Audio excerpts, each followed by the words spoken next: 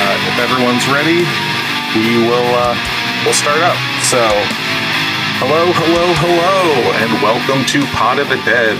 On today's episode, it is Halloween, well, the day before Halloween, so we are going to be doing a double feature. On today's episode, we will be covering the 1973 film The Exorcist and the 1987 splatter horror film The Evil Dead 2. First off, we're going to cover The Exorcist. So what is your girls' history with it? Oh, wait, before that, I'm your host, Nicholas, and with me as always are the two beautiful ladies, Stephanie and Natasha. Hello. Hello. So, what are your guys' history with the film The Exorcist? This is my first time watching it. I know a lot about it. I know all of the, before watching it, I knew all of the, big scenes. I just didn't really have a lot of the context. So, yeah, first time around.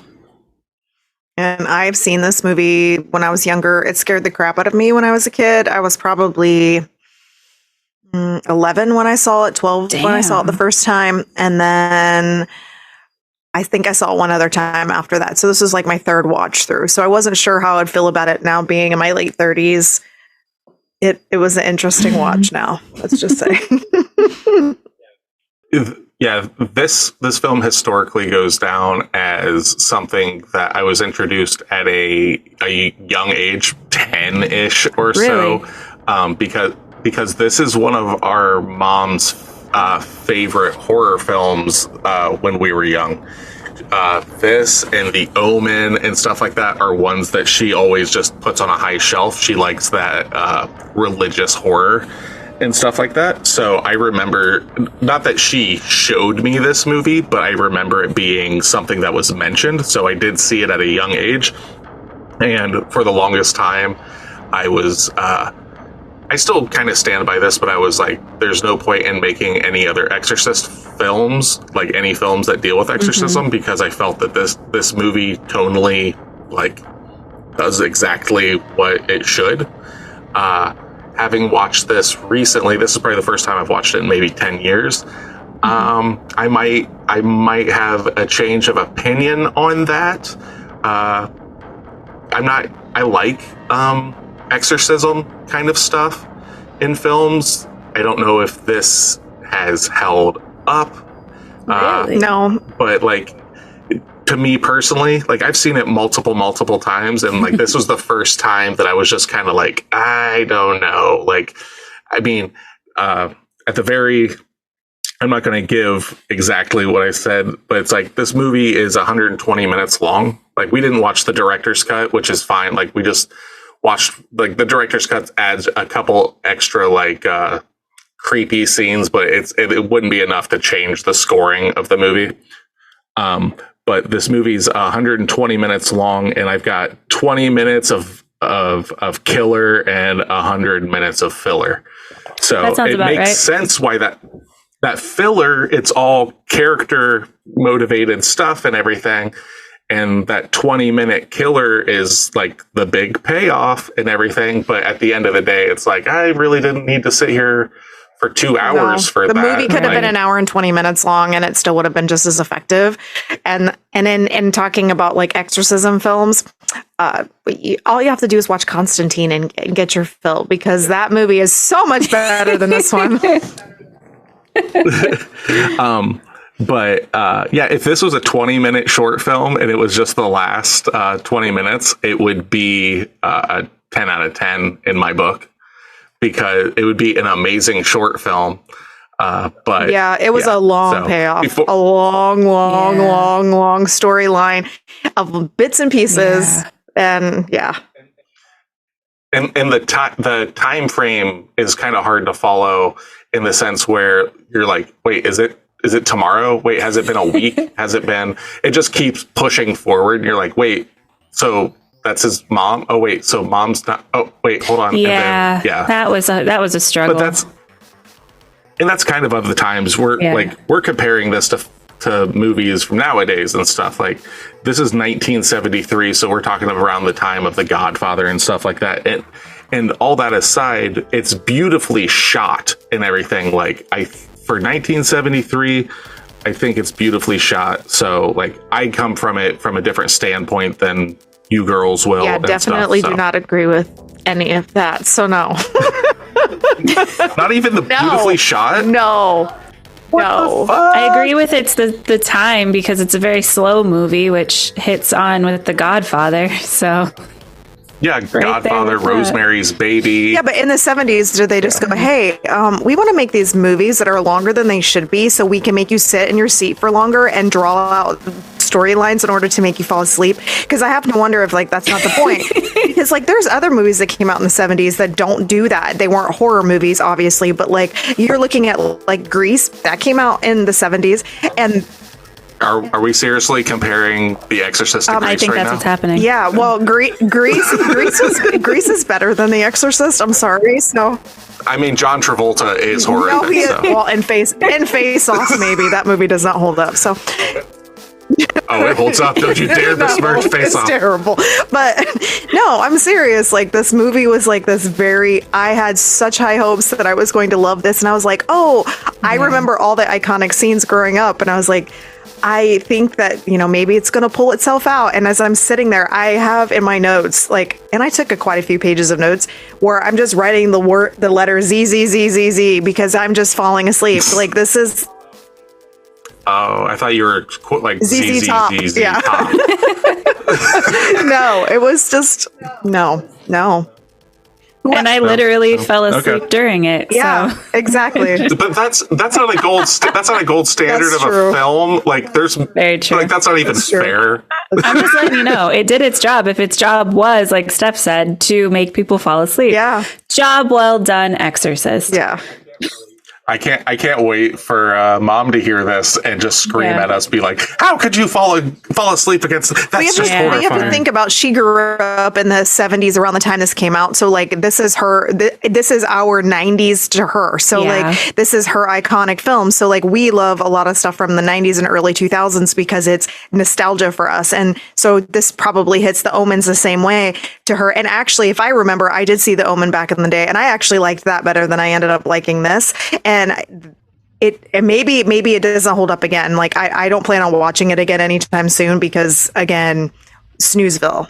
So I like the Omen. I think I like this more because I think its payoff is better than the Omen's payoff and stuff. But I think that the Omen is paced better than this because you're getting more of that stuff throughout the film instead of just waiting for the last 20 minutes. yeah, of this I mean, film. you do get some payoff throughout the movie a little bit, but it's like very, I would say like Sparse. 30-second blips, and then you're like, oh, this is cool, and then you're just going back to, like, I got to the point where I was like staring at my paper and then looking up at the thing, and I'm like, is something X gonna happen? Like, give me something. Yeah. It was an easy movie to take notes with all of its expository, like, dialogue and stuff like that in slow pace. I was able to put my pen down from time to time. Unlike the Evil Dead 2, I had to keep pausing it because it was just like, oh shit, all this stuff's Well, happening. that's the difference between, it's like you go from, like, since we're doing a double feature here, we're going from a movie that makes you want to fall asleep to a movie that is like a crazy fever dream extravaganza that's just like, it was insanity times 1,000, and I've never seen that movie. So going into watching Snoozeville and then going into that movie and then just going, what the fuck? It's a different feel, definitely. So I like the dichotomy between the two watching this week just because of how fucking different they were. Well, and they're both demonic possession films too. Yeah, that's so true. we have two sides of the same coin with this episode. That's why I kind of paired them So together. if you guys don't want to fall asleep and you don't want to listen to the Exorcist stuff, just fast forward because our notes might even make you fall asleep because it is that fucking boring. And it is. It's so boring. This is the only movie we have watched that has made me want to just not even talk about it because it's that boring. Steph, I was right there with you Buffy. too. This one was tricky. At least for Buffy, I was like infuriated about it, Correct. how ridiculous it was. Yes. But then you have The Exorcist that's touted as being like one of the greatest horror movies ever, and it has all of this art and blah blah blah. And I don't care. Nope. No.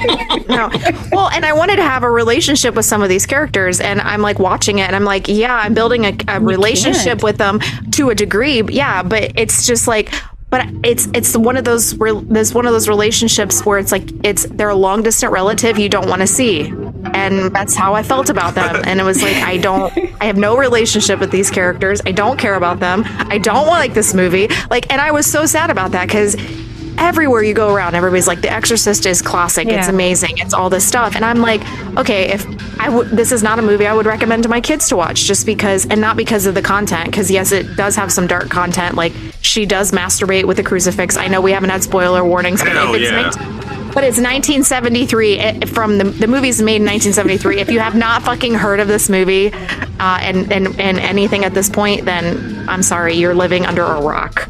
But And the book that it's based on came out just a few years prior and stuff, so it's not like the book had been out for a long time and everything. But let's tell the people what this movie is, Tasha. Go for it, Tasha.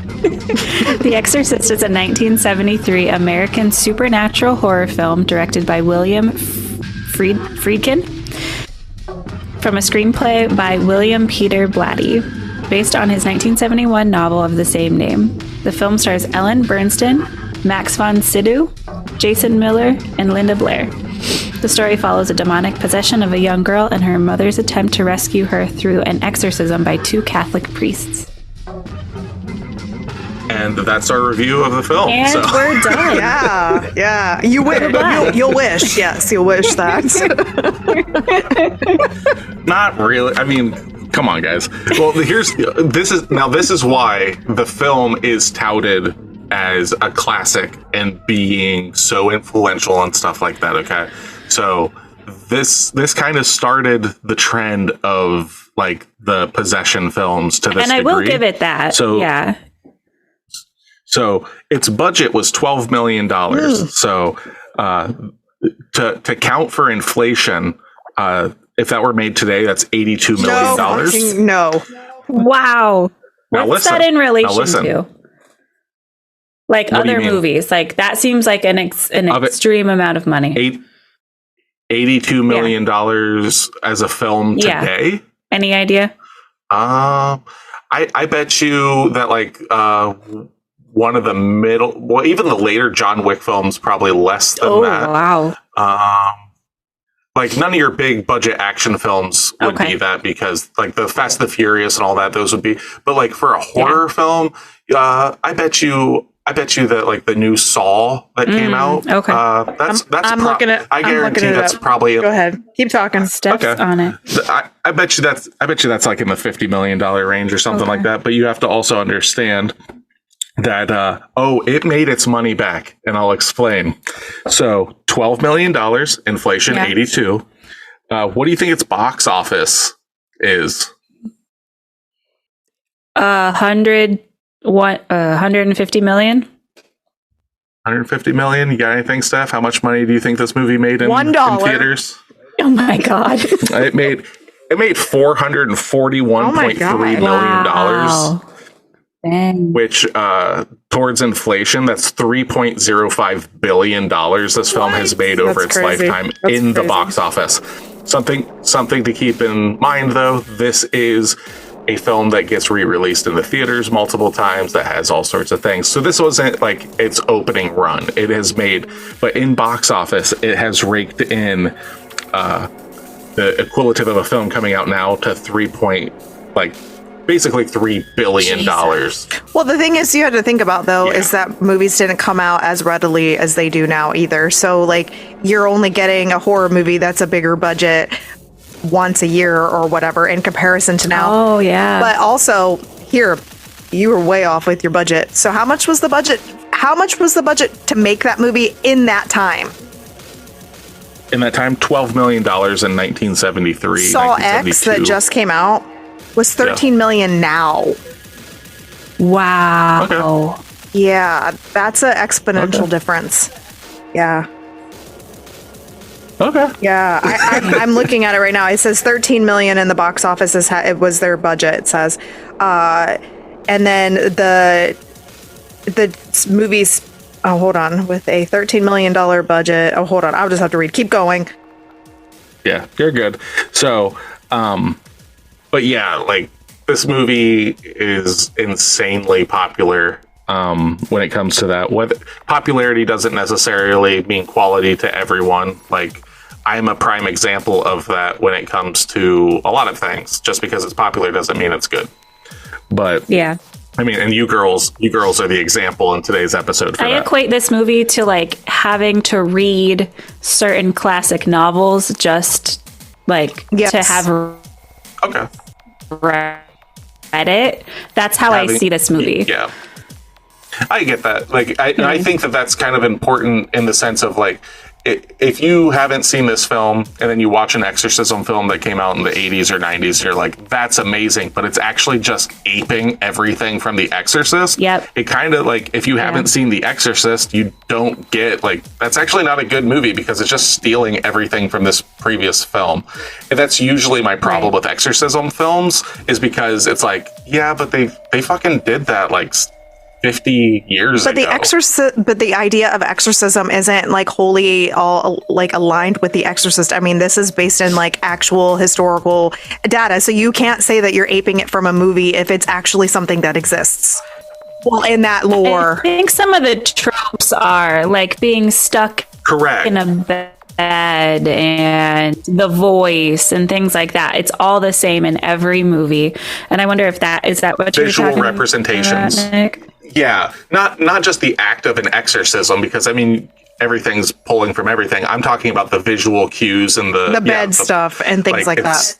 Yeah, all the head spinning and the because even like when they put out the trailer for the new Exorcist Believer or whatever, I like rolled my eyes so hard. I'm like, this looks like meh, like because it just looks like retreading of what has come before. Then I watched The Exorcist and rewatched it rather, and was just kind of like, you know what? Maybe I'll give it a shot. And then I heard like reviews were like garbage on it, so it's like, well, I'll watch it when it comes to streaming because I don't want to sit through 2 hours of a film that I was already hesitant about, and then people like that I know, and I'm not talking about big like critics or anything, just people that I know that I respect their opinions on films were just kind of like, yeah, no, it's not. It wasn't that good. So it's like, okay, I'll check. I will still check it out, but I'm not like chomping at the bit to see it. But let's see here. We will spoiler warnings. Go ahead. Yep, we'll go ahead and throw up that spoiler warning. So if you've been living under a rock and you haven't seen The Exorcist, now's your time to step out for a smoke and, go watch The Exorcist for 2 hours and come join us and see if you agree with me or if you agree with the girls, because the girls and I are not going to agree on this movie. Because if they leave for 2 hours, they're going to be asleep for the next 8 because they're going to fall asleep on the couch. So we'll see you in 8 hours, and you can come back and talk and listen to the rest of our episode. Just make sure that the episode keeps running, so then we get to listen, and then you come back and listen again. Because we're creeping on that 100 listens right now. So we're almost there.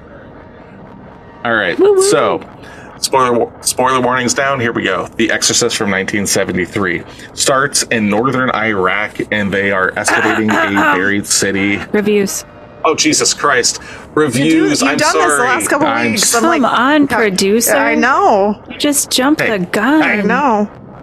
Hey, I'm sorry. I'm trying to get through this one for you guys. We're helping you. So, all right, Tasha, okay. I want you to read the 10 out of 10 because I can't wait to read this 1 out of 10 that I have. So I don't know what it says, but you go for it. The 1 out of 10s are always beautiful. They are. All right. 10 out of 10. Unmatched brilliance. There is a reason for the hysteria and Uh-oh, we're losing you. Uh-oh. Tasha's cutting out. Did you leave the chat? Surrounding The Exorcist, and it's called... Tasha. You're cutting out like the entire. Nope, it's okay. We'll try this again. I don't know what else to do, guys. Just start the review over. Give us. Yep, start the review over, and if it happens to be the way that it is, then I'll just I'll send Steph both of them, and she can. You don't have to do that, because then everybody will just know that it was a 10 out of 10 that was crap, because this movie's crap, and we'll be fine. It's okay. Go for it. See, we're because cursed. God's we're cursed in here, God so we can't do the 10 out of 10. Yeah. That's right. What it is. That's right. Oh God. All right. Let's try this again. Okay. Yep. Unmatched brilliance. There's a reason for the hysteria and mystique surrounding The Exorcist, and it's called genius. Never have I seen a film matched in shock, terror, writing, or performance. This isn't a horror movie. The film itself is both a moving and terrifying drama that takes a realistic look at what would actually happen if a young girl were possessed in modern America. William Peter Blatty's script is amazing, bringing depth to the characters and presenting the mystery of faith that they all deal with. Is Reagan possessed? Is she insane? And most importantly, is there a God? And in this course of 2 hours, we will see a sweet and innocent girl become a cross-master. I'm sorry. I was doing so good. Yeah, you were. doing so good. By that word, I know what you're going to say. Go for it. A young girl become a cross-masturbating, head-spinning, murderous creature. We see a successful actress overcome skepticism to save her daughter and see a brilliant psychiatrist struggle with his devotion to... Oh, we lost her again. So we know that this 10 out of 10 review... Priest. Yeah, Friedkin's direction is Mark. Am I gone? Yeah, you broke up again. All right. We got through cross masturbation. There are 2 more paragraphs. Should I keep going? No, it's okay. Okay. But we got the point. Like 10 out of 10 for cross masturbation, I think is what they're saying. And in the end, it makes us ask ourselves what we believe and keeps us wondering, shuddering at exactly what might be out there. There you go. There we go. We'll at least end on that. Yep. There you go. So we're having some technical difficulties today on our episode, mostly because of weather and stuff. It's really windy, which is cutting with internet. So keep that in mind, listener. So we got the gist of that. Yep, we covered the things that were important, I think. So this is my 1 out of 10 for The Exorcist. This is very long, so we will see how this plays out, I guess. Ooh, okay. Purists may enthuse about the lack of modern day special effects, but what they fail to mention is that without these, The Exorcist captures all the excitement of an insurance seminar without an interlude. Okay. They literally just said insurance seminar. They must have some personal experience here. Okay. It's very specific. It is. To dispute with the purists, not all supernatural movies are spoiled. They didn't spell that right. I hate when people do this. They said spoilt. That's not a word, guys. SPOILT is not a word. No. Spoilt. They must be Southern or something, maybe. That might be like a dialect for them or something. Anyway, not all supernatural movies are spoilt with the dabbling of special effects. With a premise not entirely different from The Exorcist, Poltergeist succeeded in enthralling an audience with the discerning use of garish effects and yet still managed to work up searing tension in the quieter moments. See, I've never seen the Poltergeist, so I don't know. They think the Poltergeist... No, but I think they think it's better. You don't know? I don't know. Not that any amount of editing would have brought this decaying carcass to life, but the movie... What the... They're good. I like this review. The decaying carcass of an insurance seminar. Yeah. To life, but the movie would have been better served missing the entire prologue where we were treated to Max von Sydow ambling along dusty passageways, whilst looking horrified at finding some cheap bauble from a Christmas cracker. They're British. I think the reviewer is British. Maybe. I want to know where this movie touched them, because they've got some trauma from this movie. But I agree with them about the beginning, because that's like a good 15 to 20 minutes of the movie, and like you're sitting there going, why are we like we watched Scream. The entrance of that movie is brilliant. Then even like Trick or Treat and all the other most of the movies we've watched have had really good intros.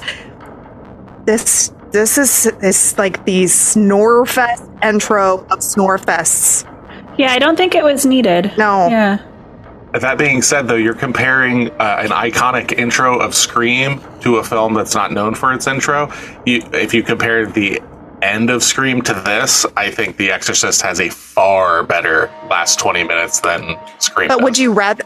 Okay, so let's put this into context, then I'll get back to the review. Okay, so... when you read a book and you open up a book and you read the first 5 pages, are you going to stick with reading that book if it's shit and it's boring you? No, you're going to put that book down. I don't read books because books are for nerds. That's okay. Well, I wouldn't do that stuff. I wouldn't either. Read a book because I read books. Me too. Because y'all are both nerds. No, I read, but like I get what you're saying, but at the same time, like we're not talking about books. But we are, because this is based off a fucking book. Fair point. I'm not listening to it. Like, that's the whole point of this. Yeah, but okay. No, it's anyway, not. I'm going on. No, you don't know what you're talking about, nerds. What is happening? This is the guy with Grandmaster Shake in his back, like in the back of his thing over here, talking about being nerds. Goddamn right. Oh, look, there's mankind in his film. We got lots of mankind shit. Oh, Leatherface. Leatherface. Yeah, we're the nerds. Okay. Yeah. Over here, there's a bunch of D&D manuals. Those are books. I read those books. Yeah.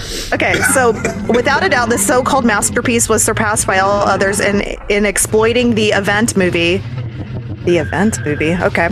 It seems that by succeeding and getting a film withdrawn on its initial release in time, it can become regarded as a classic. Oh, so was this banned when it first was released? You talked about there's a huge pushback from the religious organizations and stuff banning this film. I think maybe when it originally got when it was put up for ratings and stuff, it was originally given an X rating. So, so that's why it's also made this so popular, because the whole banned books thing or banned movies thing gives it that tantalizing. Well, it also beat. Okay. It also had an amazing marketing campaign after right before it came out and stuff. So I've got a little bit about that. But, yeah. So it says, however, underwhelming it may be, or as a classic, however, underwhelming it may be. Simply by throwing in a few blasphemous expletives by a minor, this movie has been hailed as an icon of a horror genre. Classic status should only be awarded to pictures which have stood the test of time.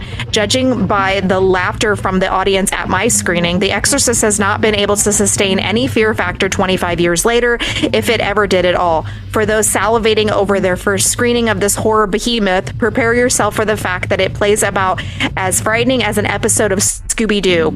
In the case of The Exorcist reissue, the event is undoubtedly bigger than the movie.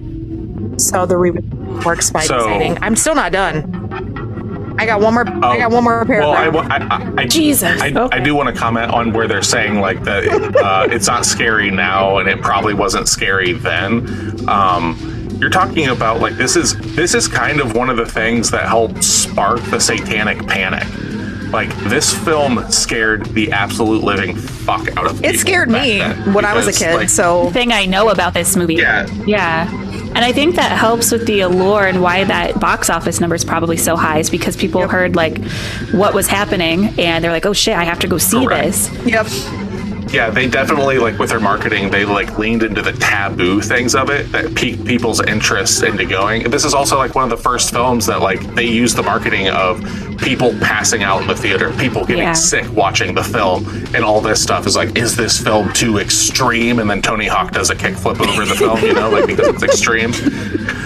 The Exorcist brought to you by Baja Blast. Nobody passed out in the film. They fell asleep, and then they woke up in the last 20 minutes. Oh, Jesus. Maybe the ushers had it confused. They're like, all these people are passing out. They just needed their nap, and they're doing it in the theater, and then they're going to watch the last 20 minutes of the film, which is, it's actually really good, but the rest of it is just not. So, okay. I think we have to have an interview with Mom to see what her thoughts were when she first saw it back in the 70s. I agree, because that's probably a bigger input. Yeah. I thought about doing that, like doing a scripted interview, like 20 questions kind of interview with Mom, just about her history with horror. Yeah, I think that's a good idea. Doing that, like when we start like a Patreon and stuff, having that like as a Patreon kind of. Okay, so here's my last paragraph. Please don't consider these views solely a ranting from an upstart of the MTV generation. Oh, so they're our age. There are many horror movies made in the pre-Wes Craven era which have maintained classic status through the test of time and are still capable of terrifying today's audience. Not just those who saw it way back then and still harbor fond memories. With that in mind, special message to Gus Van Sant. You didn't need to waste your talents on a shot-for-shot remake of Psycho. If you really wanted to challenge yourself, you could have concentrated on creating something resembling an effect of Chiller from this overhyped pap. Okay, so in their review, they're also taking a shot at the Psycho remake, which I completely agree. That film fucking sucks balls, because they're just like, hey, let's get what's his fucking name, Vince Vaughn, to play the lead in Psycho. It's so bad, and it is a shot for shot remake. So just watch the original on that one.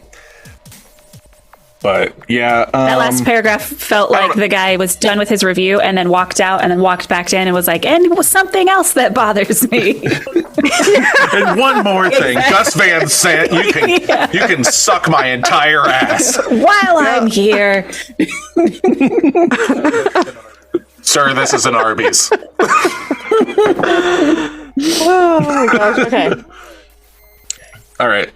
So, before I was so rudely interrupted with these reviews, we start the film in northern Iraq, where we see they're excavating a buried city. Boy in a red head wrap runs to find a man, and when he comes to find him, they are digging up some small things, some arrowheads, some coins.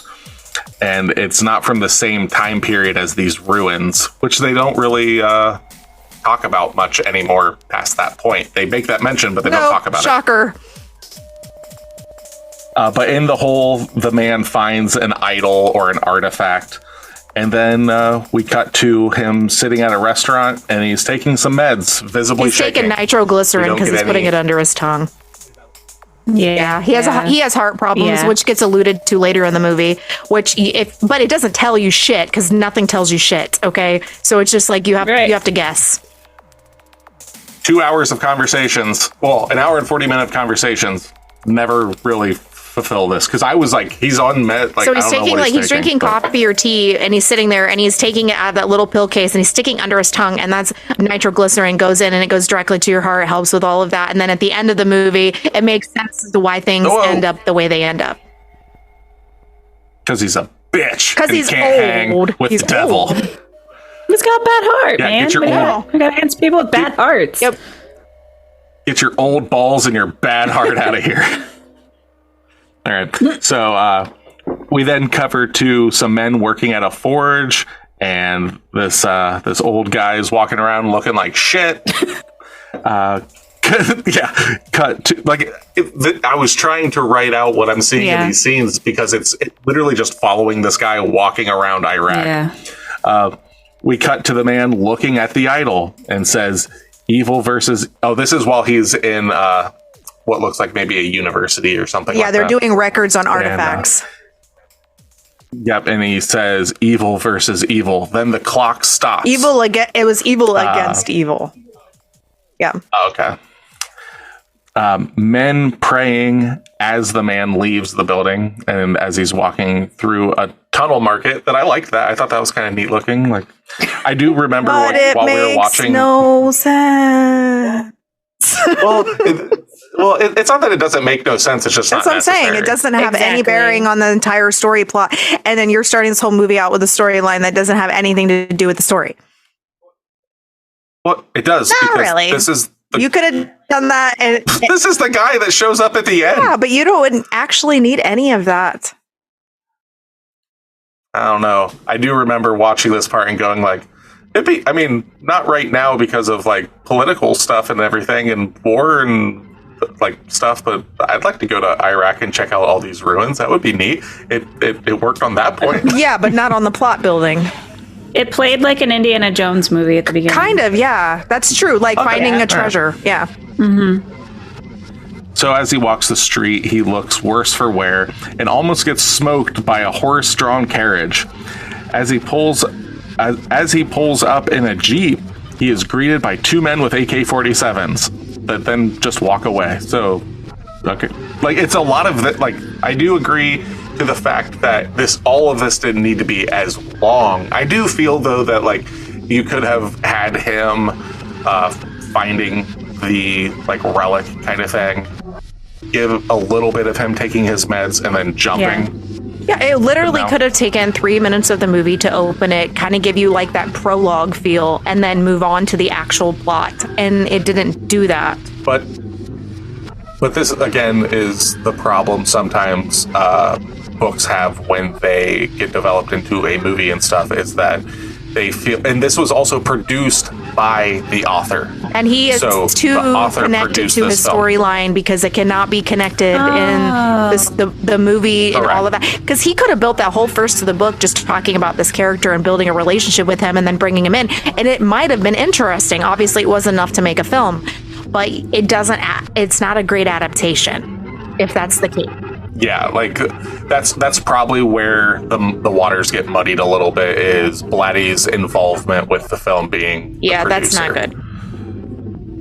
So that's kind of an interesting thing to think. So this guy wrote the book, and it must have done really well. He made all this money, and then he himself was just like, this needs to be a fucking movie. Yeah, and that's great because that's a really cool thing to have come to film. But at the same time, it's like you have to know where to cut corners. You have to know where you don't need to build. Yep. You just need to be able to pull in your viewership.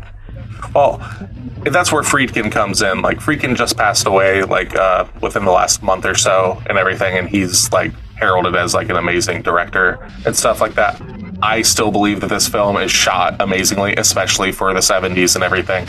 The things that they were able to pull off and everything, I really like. In the bedroom, the dramatic camera work and that's stuff. It.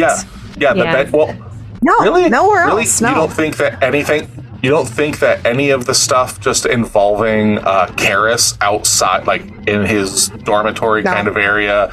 And I really like all that stuff. Like, my favorite character in this movie is Father Karras. Yeah, I like him. You get to you watch this person who has essentially said that he's afraid of the fact that he's lost his faith, and he's a priest and everything, and you're watching him battle, like, it's Pazuzu is the name of the demon. You don't get it in this movie. You get it in the second movie. The name's dropped, but it is in the book referred to as Pazuzu. So I thought that was kind of cool. So is he actually a psychiatrist also, or is he just a priest acting as he? I think that, like, dichotomy, I think is the right word, duality. I think that's really interesting because you don't, like, that's not a common thing to be practicing in the sciences and in religion. So I like that component of it. It is in Catholicism. Catholicism has a lot of, like, these, like, interesting things that you wouldn't think would cross and stuff like that. Like, they have, like, areas in the church that are priests that legitimately work on, like, the possibility of aliens and shit like that. Like, it's interesting. As fucking horrible as the Catholic Church is for a multitude of reasons, there are some interesting things to be found within that. Okay. So we cut to him outside the city, and he sees a large statue that resembles the idol he unearthed, and we see two dogs fighting nearby. I wasn't 100% sure if they were just dogs or if they were like jackals or something, because you don't see them for very long, and Steph was like, no, they're dogs. Yeah, but again... Okay, why? Why? Yeah. Like... I don't know. It just sets the tone of I'm tired of sleeping. We also, though, this is something that we have, I think I mentioned to you, Steph, right after we finished watching it, we have the, the privilege of having seen this movie before, knowing what the film was about before we ever saw it. I can only imagine how much of a slap in the face this film was if you didn't know what you're in for. Mm-hmm. I guess, but in the 70s, yeah. Yeah, but at the same time, though, it was already getting hyped up like exponentially in the 70s of like, this is what you're getting thrown into. So, yeah, the tone of movies back then were definitely not in the same realm or the quality that they have now. So like, yes, that in itself, because didn't Star Wars come out in the 70s too? So like, you're getting all of that unique build of different worlds, and Indiana Jones, I think, came out then. So 80s. Like, you're getting Indiana Jones' 80s. Okay, so we're similar. But yeah, like I don't know. I think it's kind of, yes, it's dramatic for that time period, but at the same time, it's like they already built it up when they were releasing the movie because it almost got banned. Yeah. Like, I mean, I'll get more into a lot of that stuff like on my actual review of it, but like we're reviewing it from 2023 eyes. Yeah. So I try to keep myself like what it would be like back then, and it's so hard to. That's fine. Like, I'm the one that will definitely do that because that's where like the elitist scum kind of comes from. It's like, what you guys don't understand is when this came up as I'm pushing my glasses like through my skull, like, well, actually, you know, and then you guys keep me grounded and you're like, it's dog shit. You scum. But we then cut to the mom, to no longer Iraq. We're in the United States. We cut to mom taking notes, and she hears a noise. She believes it might be in the attic. So she goes and checks on her daughter, who's asleep, but the window is open. We cut to the morning, and she lets Carl know that there are rats in the attic. Yep, and they need traps. So then we cut to a film set where we find that mom works there. It's later kind of given that she's an actress, that she's been an actress for a while, and I guess is a pretty popular one. And we see a young priest in the crowd. Mom plays her scene, yelling into a bullhorn amongst some people, and we follow the young priest as he leaves. The mom decides to walk home, and we hear the theme song from The Exorcist play, which I believe is called like Tubular Bells, and it's very, very iconic when it comes to movie scores in general. I thought it played so much more in this film than it does. I think it's twice. Yeah, maybe? It's like twice, and it's not much. Like, I thought it played more like the theme from Halloween, where it's just like in your face, and it's not. It's very like tucked back and subdued. As she walks home, she sees the young priest talking to another person, but can't quite hear them because of the sound of a jet. We now meet Reagan as she tells her mom about her day at school and about a gray horse that she saw, and she wants a horse. Like, you're kind of like, you meet this girl and she's a very sweet young girl. You see the mother-daughter relationship, and it's like extremely like sweet. It's like the best way for me. They play up her innocence more than normal, I think, in this movie. Like, almost like she's even younger than what she is. I think, like, the way that she talks, the way that her mannerisms are, she doesn't portray her age bracket, in my opinion. I think she plays about 2 to 3 years younger than what she technically is, at least from my perspective. I think they're just doing this in the acting in this movie just to kind of play up what happens later to make it that much of a difference.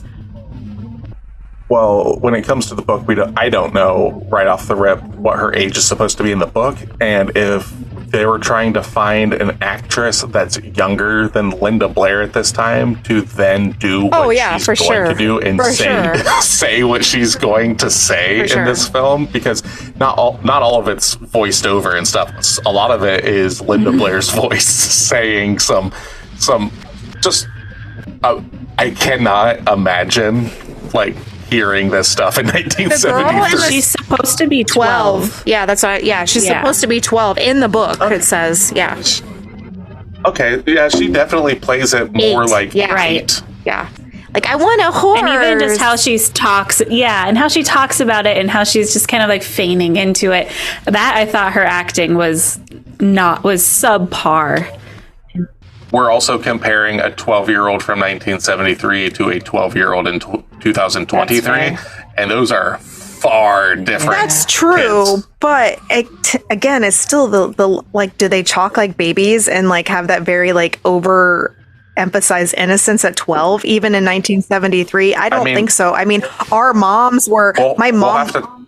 I was gonna say, we'll have to talk to mom and dad because like Dad would have been like 10 or so around that time, and mom would have been about 8. So it's like, do you know, like, does her actions and stuff? Okay. So they have a very playful, loving relationship, it seems. And then it cuts to the young priest waiting for a train as a homeless man asks for some help for an old altar boy. So you're seeing like the struggles of people that have like fallen out of the eyes of God or something like that. I'm not sure what they're trying to say with this part. And then the young priest walks home, a very small, dark apartment that I thought was his home, but it turns out this was his mother's home. And it's adorned with trophies and pictures. And he finds his mama sitting alone. He takes care of her and says that I can take you somewhere. You can be safe and taken care of. And she's like, this is my home. I'm not going anywhere. She asks if he's happy, and he says he's fine. This is also the point where Mama's like, my brother, your uncle, came and visited me last month because we talked about this when we were watching the movie because you didn't understand what was going on. And she mentions this in there because it plays later into the movie in a hospital scene. Yeah, and my confusion with it and stuff, like for like literally like taking notes and watching, is because of like the time jumps. There is no understanding, like, so you don't know when possession starts and when it ends, or when it, how long it progresses for, because the other parts that come into this movie, like the doctors and stuff, that's not the snap of your fingers. This takes time. Mm-hmm. So. Yeah, so like when they're like all the stuff with the mom feels like it's over the course of 3 days, but at the same time, it's like with the stuff that's going on, it's months. Like months. Yeah, I'm pretty sure. So like that's my main problem with the film is like it doesn't need to just be like 3 weeks later, 2 weeks later. It doesn't need to do the bird box thing in giving me stuff. But at the same time, it does an absolutely horrendous job of letting you know that, like, this isn't the same day. This is, like, maybe a year later. So we cut to Reagan doing arts and crafts down in their basement, and Mom finds a Ouija board and asks where it came from, and Reagan says that she found it. Mom's going to show her how to use it and everything, but Reagan says that she's messed with it before, and Captain Howdy has told her no, not that her mom shouldn't show her. And she asks Captain Howdy with it, it's like, do you think my mom is pretty? And stuff like that. And it's like, oh, that's a horrible thing to say and everything. Because, like, I guess Captain Howdy, who is Pazuzu, the thing that she is speaking to is the thing. But this is all things that I know from research. It's not given to you. Yeah, I had to Google like what's the significance of the Ouija board, and then it was like explicitly said like it could have been cool if there was some type of tie. Yeah, they don't really explain that. Lay watcher. It doesn't explain. Like, this is another one of those. Just like when I first watched the movie and it was talking about Captain Howdy, I just thought she had an imaginary friend. Mm-hmm. Yeah, because like forever, I knew Captain Howdy in this movie as just being the like white face that appears in the film, and it was through that I found out, it's like, oh, that itself is Pazuzu. That's the thing that is possessing her and everything. It's not given to you at all. And that's stuff that's probably left out through the book and stuff like that. But so we let's see here. Reagan says mom can bring Burke around because mom likes him. They start talking about mom, are you happy? Are you dating someone? Like, do you love him like you love dad and everything? And mom says, I like pizza, but I'm not going to marry it, which I thought was a good line because she's like, I like Burke, but I also like pizza, and I ain't marrying Burke, because she's asking, like, so are you going to marry Burke, who is the director of the movie that she's in? Again, it took a lot to, like, for all these lines together. Even watching this for the nth time, like, I had to be like, wait, okay, this is that character. This is we then cut to the young priest at a bar, and Ramblin' Man is playing in the background. Which I was like, oh, here we go. Ramblin' Man. But he's talking. I have so many notes. They're just young priest, old priest. Yes. And then I had to put a key at the top of my page and stuff. It's like, young priest is Karis. Like all that kind of stuff. But so basically, Karis is talking to an older priest about getting reassigned, but he's told he's the best they have for the job. So he's basically just getting wore down with his job here in the city and stuff like that, and just wants to go somewhere else. And he's like, Tom, I think I've lost my faith. Like, this is like all this work that I'm doing and stuff, and not seeing any good outcomes and stuff is really severing my ties with God. Which, like, this is what I love about this movie, is Karis's journey through the film. And it's really, really sad about the actor who plays Father Karis. I'll get into it a little bit later, but he passed away not too long after this film was made. Under kind of like freak circumstances and stuff, I believe, because this film is one of those movies that's considered like a cursed film. All sorts of like bad things had happened during the shooting of this film and like during its release and stuff like that. But I really love Father Karras's character in this. I think aside from the iconic performance of Linda Blair as Regan, Karras is my boy. So we then cut to mom. She's on the phone and she is pissed that her ex-husband hasn't called her daughter for her birthday.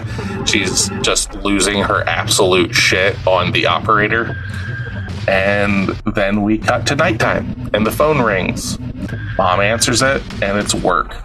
So she gets up and she wakes up and rolls over, and Reagan is in her bed and says that her bed was shaking and she couldn't sleep. And then mom hears rats in the attic again. So she goes up to check, and she takes a candle up with her with dramatic lighting. And I like all this stuff, like all this scene and stuff, the tension of, like, I really like this. So this is where like my liking of the direction and stuff for this is up there. Like, I really I like this. This was kind of lost on me. It was just a scene. I didn't. Yeah. Oh, really? Yeah. I mean, they go up and they show you some rat traps that aren't full, that they're empty, and so they're like showing that they bought the traps. No, they're showing the traps and they haven't been triggered. Yeah. They're nothing's up there. That's what I just They're showing said, that they're. Oh, well, when you were saying they weren't filled, I thought you meant they weren't filled with. They're empty. bait. There's no rats, and so because she told Carl to put rat traps up there, and Carl put the rat traps up there, and now she's going to investigate, and there's not rats. So obviously, this is just alluding to the same thing that we're getting to, essentially. But yeah, she keeps hearing the sound while she's up there, and then the flame of her candle gets huge and goes out. She gasps, and then we cut to the church. Beautiful flowers are being put up as we see the Mother Mary vandalized with rockin' tits and a swinging dick. Yep. That happened. At that point, I thought it was like, okay, now we're picking up. Me too, but And now it's going to be like this for the rest of the movie. And it wasn't. Well, it is kind of like this for the rest of the movie. Like, if like this wasn't exciting, you just saw something. Exactly. We just saw something, and I thought we were going to see more. But go ahead, continue. Yeah. No, you're good. So we cut to Karis in the psych ward, I thought. Yeah. Because this is where the timing gets kind of messed up, and again, we see his mother, and he's gonna take her out of here. But his uncle, had put her there just to deal with her because it was too much of a burden. He couldn't afford a private hospital, and he's like, "What do you want?" He's like, "I can't afford a private hospital." So basically, she can't take care of herself. They can't afford anywhere else. So the mental health facility is where Mama's going, even though Mama doesn't have mental health problems. And this is, again, I like all this character building of Karis. Yeah. You're just watching his life fall apart. He's trying to do good by God, but at the same time, because of this, he's not able to provide for his mother that needs help. Yeah. So then we cut to a swanky party, and Reagan is running around laughing. And the director of the movie, Burke, the one that the mom is kind of like into a bit and everything, it's just calling this dude out as a Nazi nonstop. He's like drunk and just like, that's what they did in Nazi Germany. Do you remember doing that kind of stuff? And the dude's getting pissed. I think it's Carl from earlier, the one that did the rat traps. I'm not sure who this guy is, but he's just like laying into him about being a Nazi. So then Mom asks about Karis, and we find out that his mother has just died. Yep. Again, we're like, wait, and what? I don't understand why that party has a bunch of like Hollywood or celebrities and priests at it. That part made no sense to me. We have a piano playing priest that we see throughout the whole freaking film, like in different blips. But it's like, why is he hanging out with the celebrities? Why are we talking about a psychiatrist that's a priest? Like, where is all of this? Yeah, because she's like a transplant in, what is it, Williamsburg? So yeah, I think she like right. moved there for the movie and and then it's, I don't know, just that part caught me off guard. Agreed. This is how everyone meets. Let's put them in a party. Yeah. And they don't even explain, like, we find out that his mother had died in this part because they're sharing his information, like, out with the open about his mom passing. But at the same time, we never see him take her out of the hospital. Right. We never saw her go into the hospital. It's like all of these inferred things. And it's like, I understand that's important, but that doesn't really have any bearing on the story. Yeah, I don't have his name in front of me right this second, but the priest that we see playing the piano and stuff in this movie, that we later see at the end of the film, he was actually a priest. Like this guy's a priest that got this role, so he's actually so like we have that tie into it a little bit. So he's like a drunken priest playing at the piano and just singing, and they're all having a gay old time. And then Reagan comes downstairs in her pajamas, and she's like, "You're gonna die up there," and she pees. This one was unsettling. Well, that's after though the director causes a fight by calling that man a Nazi again. Just straight up gets into a fucking fist fight with the help, I guess. They walk the director out of the party, and Mom goes up, checks on Reagan, and we see that she's asleep. The piano priest is doing a sing-along, and that's when Reagan comes down saying, you're gonna die up there, is what she says. So, like, that is really an unsettling line, because I think that's Pazuzu referring to Reagan upstairs, or I'm not sure. Because I don't know. It's weird. It's almost like she had a dream, and then she woke up, came downstairs, and then just peed on the floor. And then, mind you, I want to put this into reference for everybody. I asked Nick to pause the movie a couple times so we could see where our timestamps were, just so people could understand. This is 40 fucking minutes into the movie.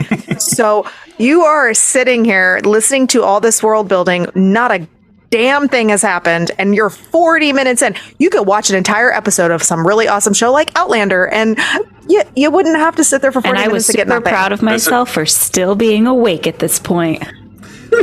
See, you should be. This show will not be a soapbox for your love of Outlander. Yes, it will. Absolutely. Yes, it will. We have another one in this house falling in love with the show, so the whole house is going to turn into it. I will not stand for this. Okay. But she begins to wet herself. Yep. The mom says, well, yeah, it's just was said. So the mom says, "Oh no, not again." So it seems like maybe this is something that's been happening. We not really. I didn't pick up on that, but okay, yeah, that makes sense. And then she says that she's been sick lately. We cut to her getting a sponge bath. Mom is sponge bathing Reagan, and Reagan is just staring blankly forward. And she goes, "Mother, what's wrong with me?" While she's laying in bed. And this is like kind of heartbreaking knowing what's going to be happening in this film. But it's like, "Mom, what's wrong with me?" And Mom's just like, "It's nerves, that's all." And we see a maid is cleaning the pee stain out of the rug as the mom comes downstairs, and then you just hear an eruption of noise from upstairs and Reagan screaming, "Mother!" And her bed is busting a groove. It is fucking bouncing all over the place, flying up into the air. Is this when she's getting tossed around like a rag doll too? Like, okay. Not yet. And that like straight up, when we get to that, remind me to tell you a little backstory about what happens in that scene. It's crazy. But we then cut to Piano Priest. He shows up. He shows up to Karis's place, and Karis is drunk on scotch, and he's upset about his mother's passing. And we see what seems like a dream of Karis waving his mother down with flashes of Captain Howdy. His mother's like walking out of a subway terminal, and then she walks back down, and it's all like silent. It's very off-putting. It definitely has like that Lynchian dream quality. But again, what does that have to do other than maybe building his character? But he's already a tragic character. We're already established that. Like, how much more do you need to establish that? 5 more minutes of us watching stuff that's unnecessary. Yeah, it's not a long scene though. That's all I gotta say. That's my defense. It's not a long scene. I like the scene. It's not a long scene though. Yeah. So then we cut to Reagan losing her absolute shit, getting a shot, and she's just, "You fucking bastards! You fucking bastards!" And then it cuts to Karis doing mass. He's performing mass at the church. So it just keeps kind of cutting, like, again, not sure of the timeline here, because it's just like, here's a scene, here's a scene, here's a scene. And then we've got the mom at the doctor's, and they're talking about her mental health. And the possibility of like it being a chemical, like doing some sort of chemical electrical probing and stuff in her brain. Well, he says that he thinks that she might have a seizure or a temporal lobe issue or a lesion on her brain. So they want to go in and do like actual testing to see in order to remove part of that lesion. The doctor this is the thing that I pointed out the most, just because it was just so off-putting, because it's 2023, is this fucking doctor standing there in a hallway and he's just smoking a cigarette. Hell yeah. It's just like, what the hell? Back when men were men. Just like literally like walks out of the room that I imagine Reagan is in and stuff, and like walks out, doors barely even shut, and he's just sparking up. He's just like, yeah, it's so weird. Yeah. You know, these cigarettes, they say they're going to make you live longer. And then after this part, they take her to go to get the procedure. Now, we don't know if this is like right then and there, or if this is another time frame, but I'm assuming it's at that time. Well, right before we do that, like when she's talking about, or when the doctor's talking about them being spasms and all this stuff, the mom is like, "It was not a spasm. I was on the bed. The bed was moving." Like, and they didn't believe her. No. So like, but they are saying, like, you know, it could be the lesions and stuff. That's why her mood has changed and everything. And Regan is wheeled in for what is the procedure that she's getting wheeled in for at this time? Because I have so many. I got surgery, some tests, MRI. EEG, I think I remember hearing them say. They did say something like that, but I don't, maybe that's what EEGs look like back then, because it was way more invasive than what it is. Like, it's weird because they also put a needle in her neck, and I was like, are they putting in a central line? Like, I didn't know what they were doing. I think they did that more strange. for quote unquote shock value, because I did read like usually for the dying and stuff like that, they would do like the femoral artery or something like that down in the groin area and stuff. But under extreme circumstances, they will go in right there into the carotid artery to do this. But yeah, but like they don't. Well, they don't like to do that because that can cause a blood clot, then it can cause you to stroke out or give you a heart attack, which is then it would transfer through. So I don't understand. Like, I understand that the medical is different back then, but then they put the contrast in her so they could see like what her brain looks like, and they can get shots of that. So then we get to see it. But at the same time, I was just kind of like, this seems weird. It looked cool though, because you see the blood pulse out of her. Jesus. So yeah, I get that. Like from a horror film standpoint, it's like, I think that's probably the reasoning for them doing this like that. I guess. So we see the scans of her brain, and there's nothing there. They're just like, nope, everything's fine. She's normal. Yep. Well, she's normal. So then we cut back to Reagan's house, and she's spasming again, and the doctors show up, and this is when Reagan is flailing on the bed and screaming, "Make it stop, it burns," and is getting her legs are fixed to the bed, strapped, fixed to the bed, as her entire torso and everything is flailing up and down, smashing her into the mattress, whipping her like almost to her toes, nonstop, just flailing her body. And the little thing that I do know about this is the harness that she was using for this broke, and she ended up fracturing a vertebrae during that was this an scene. Actual person? I've heard about that. I assumed it was like a dummy. Yes. That was her. I think that was her. That was Linda Blair. It looks like it's a doll flapping around with as violent as it is. No, I feel bad for laughing. There are two scenes in this movie that people like legit got hurt, and this is one. And then there's a scene where the mother gets like blown away from Reagan, like when shit's going, she kind of slides into. So in that scene, they had basically just a fucking rope tied to her, and they yanked it. They yanked her so fucking hard that when she slammed into that wall, she cracked the back of her head open, and I believe got a concussion. And they were like, that looked real, we're keeping that one. So they fucked her up too. Oh my gosh. Well, Freaking did some crazy shit in this movie to get reactions out of his actors. So there was a previous movie that we talked, in The Strangers, where like they would tell Liv Tyler something was happening to the left and they do something loud to the right. In this film, let's see here. Jason Miller had a major verbal confrontation with Freakin after the director fired a gun near his ear to get an authentic reaction from him. That's too much. He told Freakin that he's an actor and that he doesn't need a gun to act surprised or startled. So remind me, Freakin is the guy, is not the author. He's not the producer, he's the director. Correct. The producer is the author of the book. Correct. Right. Okay. Yep. Okay.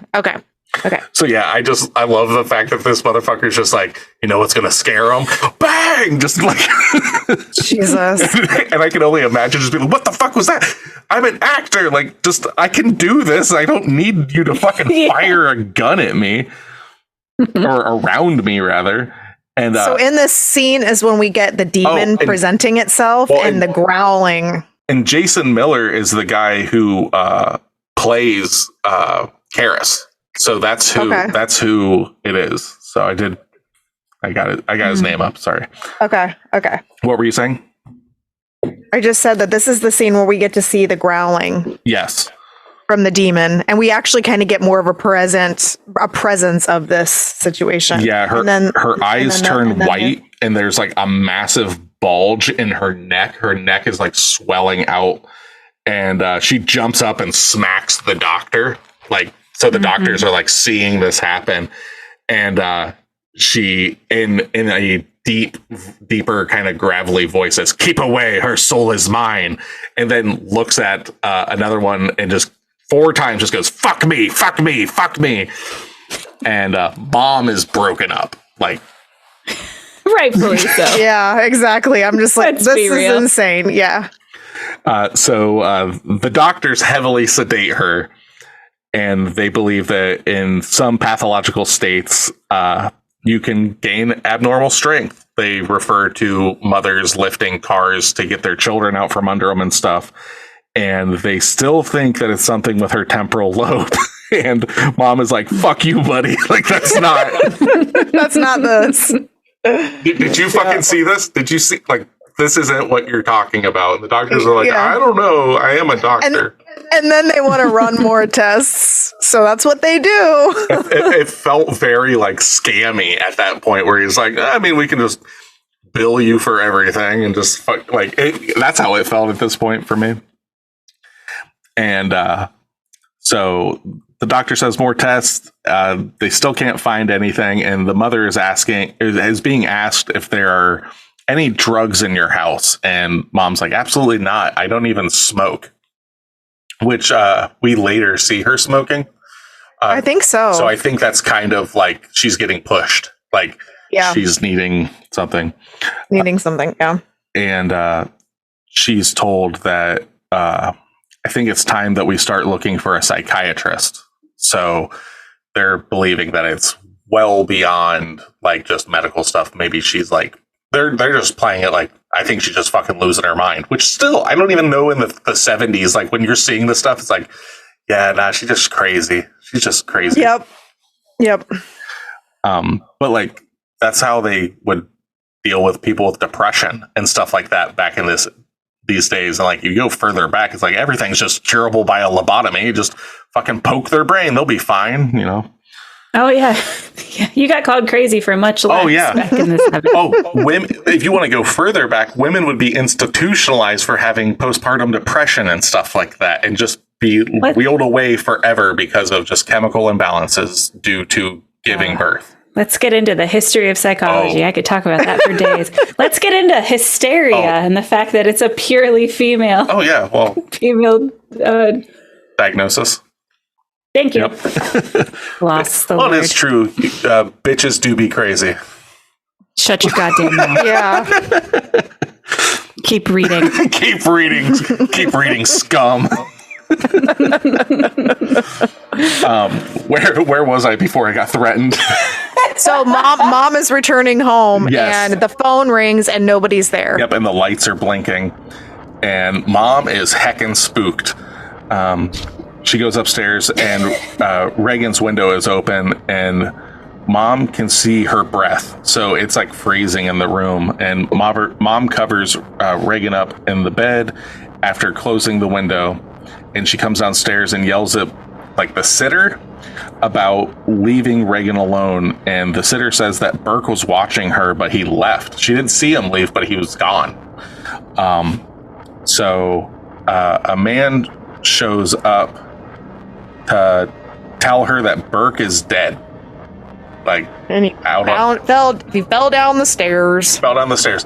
Which, okay, so this is something that took me a bit, like, until, like, I really, like, got through to the end of the film. The staircase is right there in front of the house, basically. It's outside the girl's bedroom window, so, like, they don't show you any of that until later on. So again, this is another one of those spots that's kind of like, oh, so he left and fell down some stairs. Like, it's if they would have shot it, like, given us like an exterior shot that really set the fact that these stairs in the house were, like, right there together. They show the stairs a lot, and they don't show you much of the house exterior wise. Right. So, like, at this point, and I've seen this film before, but it's been a while. He fell down some stairs and died. I thought the stairs were, like, somewhere across town. Yeah, I didn't understand. I just thought maybe he saw something with her and was scared and ran out of the house and fell down some stairs somewhere. Like, he was just manic, you know? and there's no other information here. And then isn't this kind of like when the fuzz is included? It's just and he's my least favorite character in the movie because he does take up a lot of time. This is like everything else. But like they could have done. I get the reasoning of having him there and everything, but it doesn't. This does not do much because they're supposed to like insinuate foul play because his head was supposed to be turned or something. They also tell you that at some point in this movie, but they don't. Again, everything is very it doesn't go into depth in pretty much anything. Everything is very face value. Well, it's because we needed 20 minutes at the beginning of the movie to show Iraq. So then we cut to a shrink, and he has hypnotized Regan and is asking, "Is there someone inside of you?" And she comments back, "Sometimes." And the psychiatrist or hypnotherapist asks, "Is it Captain Howdy? Can I speak to him?" And Regan answers, "No, I'm scared." So this is a creepy fucking scene. Like anytime they're talking about this stuff, it's like she's very aware that there's something inside of her. Mm-hmm. Well, she is in this part of the movie until the end of the movie. Yeah. Which is another thing that I have a problem with, but that's fine. We'll get to that. She's speaking to the person, and then he asks, "Can I speak to the person inside of Reagan? Can you come forward?" And he does, basically, and he's growling. Yeah. And he attacks the man, right? I have growling and then attacks man. Okay, I don't have that in my notes, but that probably does happen. And then I put. Yeah, I have that. Yeah. Okay. As he's talking to her, a picture falls down and Reagan's mouth opens, growling. She grabs the shrink by the dick and tackles him. There we go. So she attacks him. Oh yeah, the dick grabbing. I forgot about that. The dick grabbing. Yeah. I don't remember much of it. I just remember writing halfway through the movie. We then cut to Karis running laps, and the homicide detective asks about the director's death, Burke, and asks him what he knows about witchcraft, the church desecration that has happened with the rockin' tits and swinging dick. They thinks that might be tied to some sort of black mass and stuff like that. And this is when we find out that Burke was found with his head twisted 180 degrees around. And it's unlikely, because of how the fall is, it doesn't make sense why his head would be spun around. He thinks that Burke's death and this black mass might be tied together somehow. Which they never tell you if it is or what the point of it is. So it's like, oh, maybe we need to come up with a reason to make these kind of associated but not associated. And then also during this part, this is my least favorite part with the detective, because the detective's there trying to be buddy with Mr. Priest, and it's like, do you know about this? Do you think this could be associated? Hey, do you go to the movies? Would you like to go to the movies with me? We could go see this film. And he's like, I already saw that film. Oh, you did see that film? And then it turns in from that to him fucking threatening him. And it's like, you go from being friendly, you're playing good cop, bad cop all in the same sentence. And you're both cops. Well, the more things change, the more they stay the same, really. I mean, I guess that's true, but it's like he's just whipping his cock out and being like, I am the man, you're going to listen to me. And it's just so stupid. Like, if you want somebody to listen to you and to be helpful, why are you threatening? He's a priest. Like, yeah, well, he's doing you a favor. I think it's just because he's not being cooperative and stuff, and he then starts to. But he's not being cooperative. Yeah. Like he's walking with him. He's talking to him. He doesn't have. Yeah. You don't have to talk to the cops. You know. Exactly. It's like, and then this guy's like, I'm going to be nice, then I'm going to be a dick, then I'm going to be nice again, then I'm going to be an asshole again, and I'm just like, dude, I don't like you. Yeah. So he then the detective asks if he thinks that a priest could have done this. I don't know why he's going down that road. And then Karis, out of nowhere, is just like, I don't know, fucking ask the Dominicans. Like, what? Yeah. Like, I have no idea where that comes from or why. I was just like, I need to write this down because I don't understand where this is coming from. It was the 70s. We, as I say, maybe there was something going on politically that has something to do with that they were using as a reference to make it more pop culture-y. I don't know. They could have talked about it in the book. Maybe it has something to do with 20 minutes in Iraq. Maybe. So the theme song comes back, and the doctor is talking about some sort of psychiatric possession, which I didn't really understand what this was all about. Like it kind of sounded more like he was talking about split personality disorder or whatever, but like the terminology that they were using was very confusing to me, in the sense like it was a lot of doctor mumbo jumbo, you know. And said that might be looking into some shock treatment. Have you? And then kind of is like, and if that doesn't work, maybe have you ever heard of an exorcism? And that's a huge thing now. Okay, so before this movie came out, like in the book and stuff, exorcism wasn't like it is now, in the sense of being so pop cultural, like relevant and stuff like that. This brought it into like the social consciousness, because it even talks about it in this film that priests don't do that. That's something from like the 1600s that the Catholic Church is kind of embarrassed of, because even they thought it was kind of hokey and stuff like that.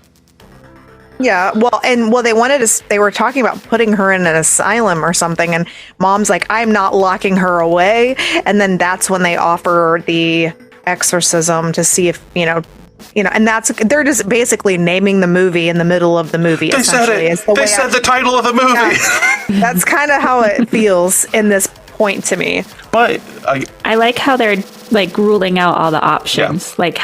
Like how you said it. Like, have you ever heard of this? Like, it's our last chance. Again, though, like they're name dropping it or whatever. But again, like I'm going back to saying, this movie kind of like started this genre. So, like, the fact of, like, an exorcism film did not really exist. Like, there might have been some low budget ones and everything, but, like, it's, like, when you're talking about getting the street cred and all that, and, like, everything, it's like, this is the one that people think of, because this is the one that had the biggest impact and everything. And a lot of people, even Catholics, did not even know what an exorcism was until this film came out. Yeah, so while it sucks that it took an hour and a half to get to this point, it makes sense from a time frame point of view, where they have to rule out all of this other stuff that it would most likely be, and then last ditch effort, well, maybe she's possessed. I mean, there's this old thing that like not many people talk about, like it's only the weird priests, which kind of makes more sense than why there's the 20-minute scene. It doesn't need to be 20 minutes. I understand that. But it does kind of explain more than, like, that the older priest at the beginning of the film is, like, doing what he's doing because he's kind of on the outskirts and stuff. He's not, like, it seems like he's not, like, a popular priest. Like, he's, like, one of those, like, kooky guys.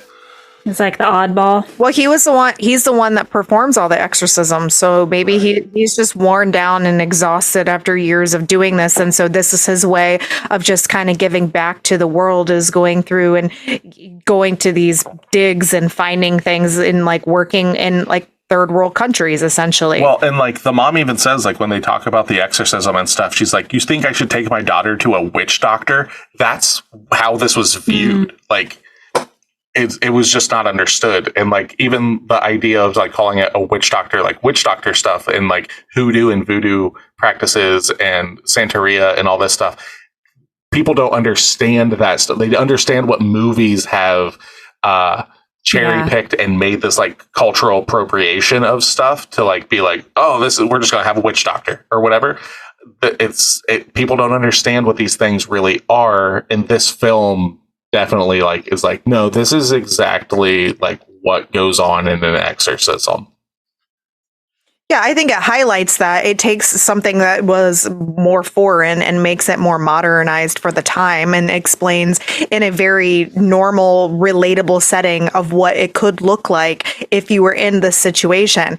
does that mean that it takes 2 hours to do that? And you have to build all this backstory to it to make it palatable? No, but it does give that understanding on a more personalized level, I guess. Okay, so let's go back to talking about a previous film that previous film. Well, actually, it's a future episode, but Bird Box. Bird Box actually will come out after this, but because of recording things, whatever. But Bird Box. You're lifting the veil. I know. Right? But Bird Box. How dare you? Not to go into the movie, but something that I had asked for Bird Box, I'm going to ask about this is, do you think that this would have worked better as nowadays, if it were to come out as a television series, because of all of the exposition and character building that they needed as like a short mini series kind of thing to get like all these character developments and stuff? Do you think that giving it something like that would work better or not? If it involves John Constantine, yes. Oh, geez. We're back to that. Hey. You do not speak ill of John Constantine. I wasn't speaking ill. I was just saying, here we are again. I actually listened to a podcast where they just reviewed that, and one of the guys gave Constantine a 10 out of 10. So the movie might not be a 10 out of 10, but John Constantine's character is a 10 out of 10. Which they're making a sequel to it, so you'll get that. I think next year. I know. But anyway, back to the question. Yeah. I think so, because then you could embed more drama into the series. If it were a series versus a movie, you could expand on a lot without making the movie longer. You could expand on a lot and make the episodes maybe 40-minute episodes. And I think that and get more out of it. I think they did actually do an Exorcist television series on Fox for like 2 seasons, but that was before like the big television boom that we're in now. So like the reason I'm asking the question is just like how television shows are done now and everything with like the streaming services and all that stuff, and like how they're treated as just movies, but like with longer form like beats and stuff like that. It's not necessarily something that I would watch, but I mean, I don't know like if it would work better. I don't know. I think it would work better, but I think you would have to have better content. Like overall, like I feel like this is unless the book is built completely different, which I'm assuming it's not, if the guy that produced it is the guy that made the book, if it had a more palatable plot for modern day stuff, or like to play as a period piece, maybe like for like a vintage piece or whatever. It's not period, but like a vintage piece, maybe. But again, it's very slow. So if the book is supposed to then play into the TV series, does that just mean the TV series is just elongated boringness? I don't know. And I don't think it would be as boring if there was more, if it was beefier. Correct. Like going more like a whole episode arc of the young priest. Yes. Things like and that. that's why I ask, is because like when the complaint is that a movie is too long for it just kind of like ponders around and stuff like that. It always makes me wonder if it just would have been better as a television series nowadays, like a single season, 6 episode kind of thing. I think most things are actually better as TV series because I actually prefer them. Unlike you don't, but like, because it takes a lot of time and effort, but like to watch them and a lot of, that's a lot more time than watching 2-hour movie. But I prefer that because you get a deeper understanding and feeling for most of the characters and you have that connection. But in this case, again, like Tasha said, it would have to have some really good meat to it in order to understand. I don't want to learn about characters. I want to see guts and boobs. Okay. Yes. I'm like Steph in that I prefer TV series because you always, majority of the time, you end with a cliffhanger that then rolls you into the next episode. Yes. And if you have a movie that doesn't have any cliffhangers going into a different scene, that's where I get lost. That's when I fall asleep, is when it's just humdrum, like still like a linear movie. Those are hard for me. I don't know. We'll talk about that. We'll talk about that when we start talking about Evil Dead 2, you fucking peasant. Okay, so keep reading. Yes, ma'am. So we cut to them carrying Regan into her home, and the detective is looking up at a large staircase where Burke died. He finds a bit of the idol on the ground that we have kind of seen a little bit before. Then we see Mom pulls a crucifix out of Reagan's bed and asks Carl, "Did you put this in Reagan's bed?"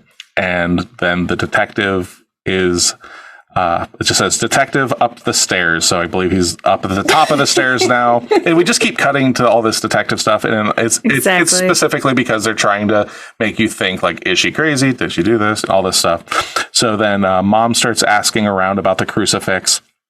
And I've got, "A man is here to see you." And it's the detective, and he starts asking her about Burke, his last moments, not making sense.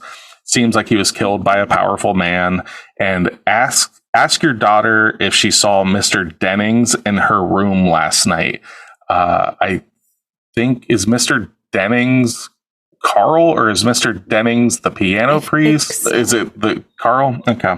I don't know. I don't know. Because the names just kind of dropped. And then he's like, "Can I get an autograph for my daughter?" He lied. It's for him. He saw her film Angel 6 times. This doesn't matter. She's kind of freaked out a bit after. Yep, she's kind of freaked out a bit after he leaves.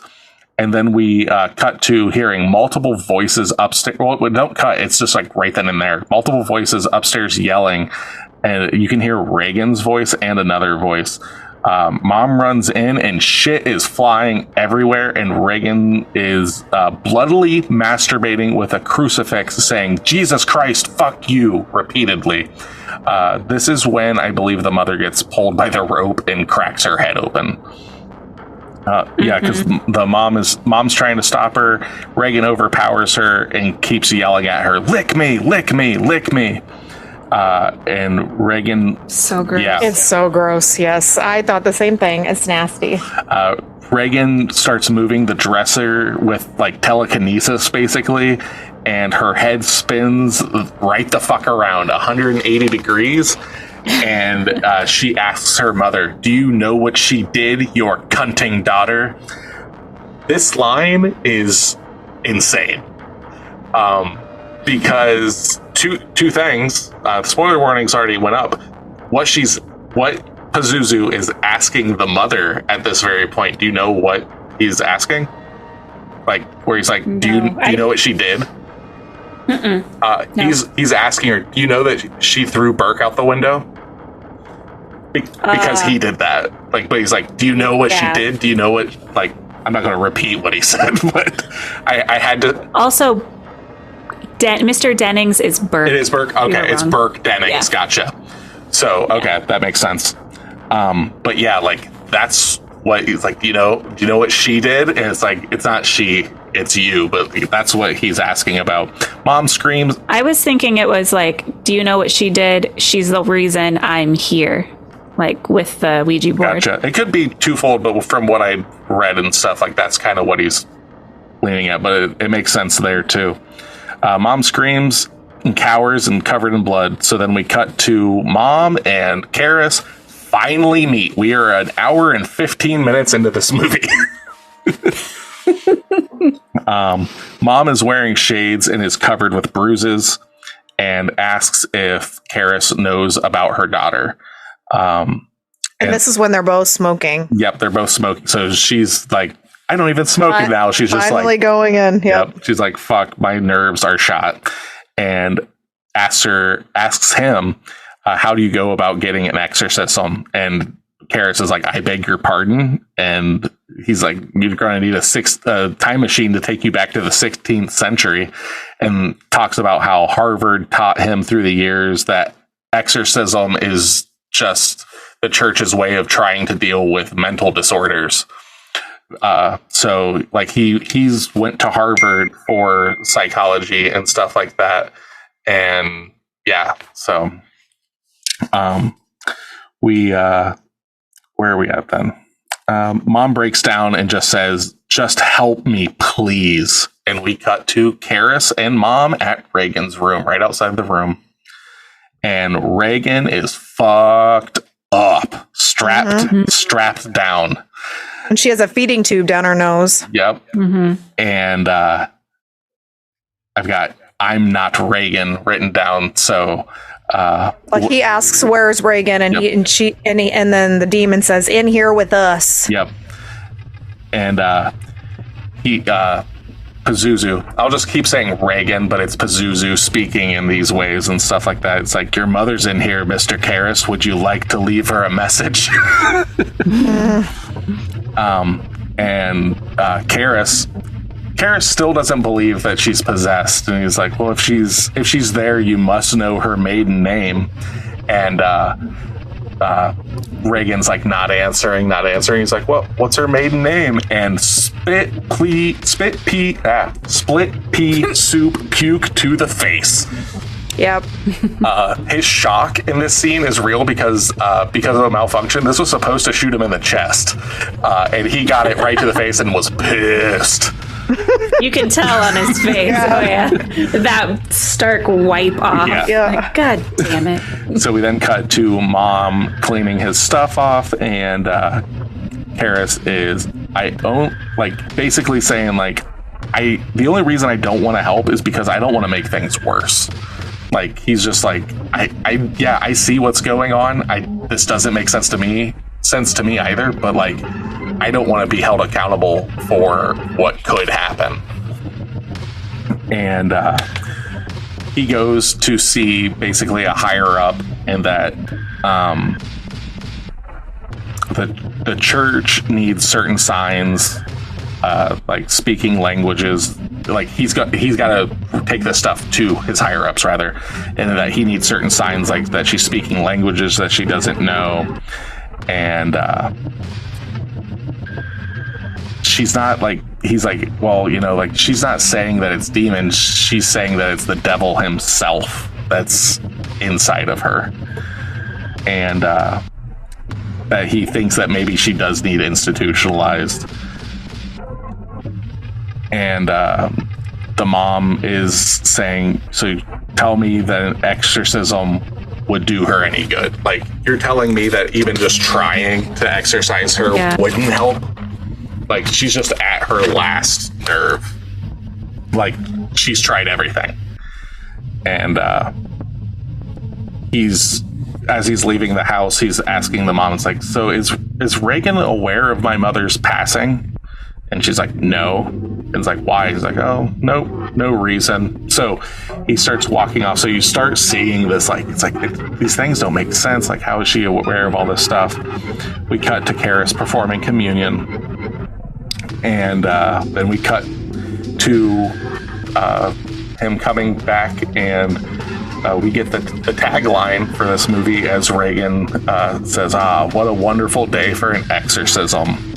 Mm-hmm. And like, from here, you guys are gonna have to kind of help fill in stuff, because this is where like my notes get like really pressed for time, because a lot of stuff's going on and I'm writing down a lot of quotes and everything. Mm-hmm. So he's like, so the priest gets back with Reagan at some point, and she starts tormenting him, and he puts holy water on her.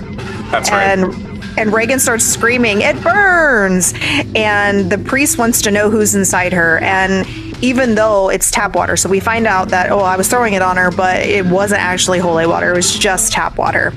Yeah, because he asks her, like, how long do you plan to be in Reagan? Or in Reagan. I keep saying Regan. In Reagan. I don't remember which one it is. It's Reagan. Yeah. It's Reagan. It's Reagan. Most girls are named Regan, but it's Reagan like Ronald Reagan. Okay. But so he says, how long do you plan to be in Reagan? And Pazuzu responds back, until she's rotting in the ground. All of these lines are so good.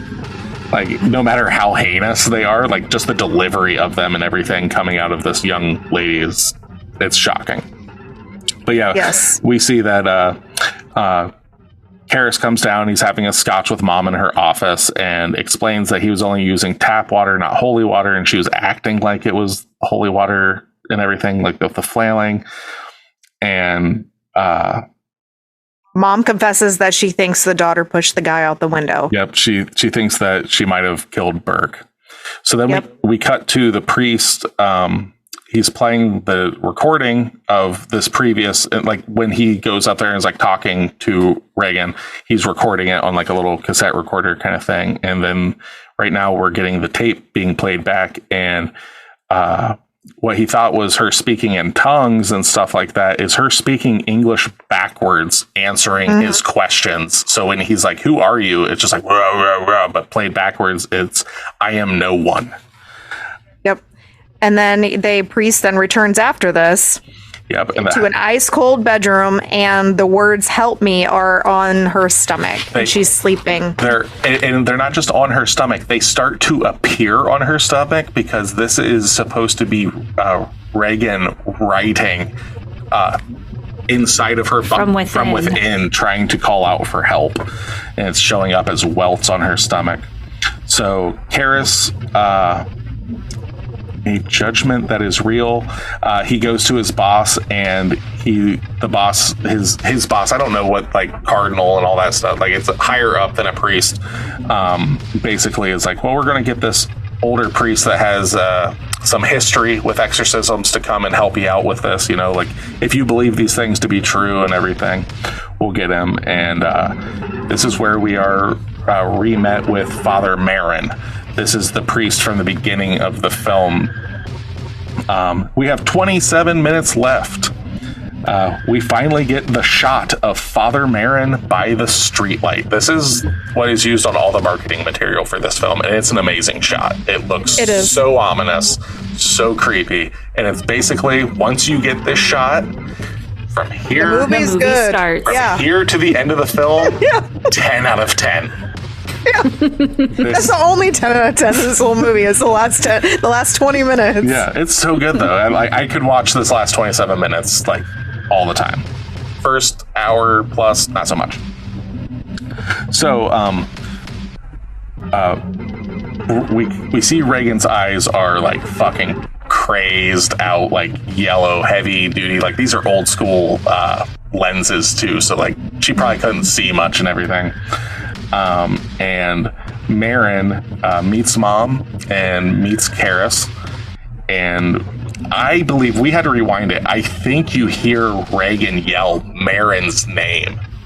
I think it was like brief. I might have been. The first time it sounds like he's like, "Marin," and then it's like more growling. And if that's the case, that's fucking horrifying, because they haven't. Yeah, that's cool. So Marin's like, "I need holy water and coffee." Like, just like, this is what, and he's like very like, before he sees Reagan and stuff, he's just like, "This is what we're gonna have to do. This is what we're gonna do. Give me these things." There we go.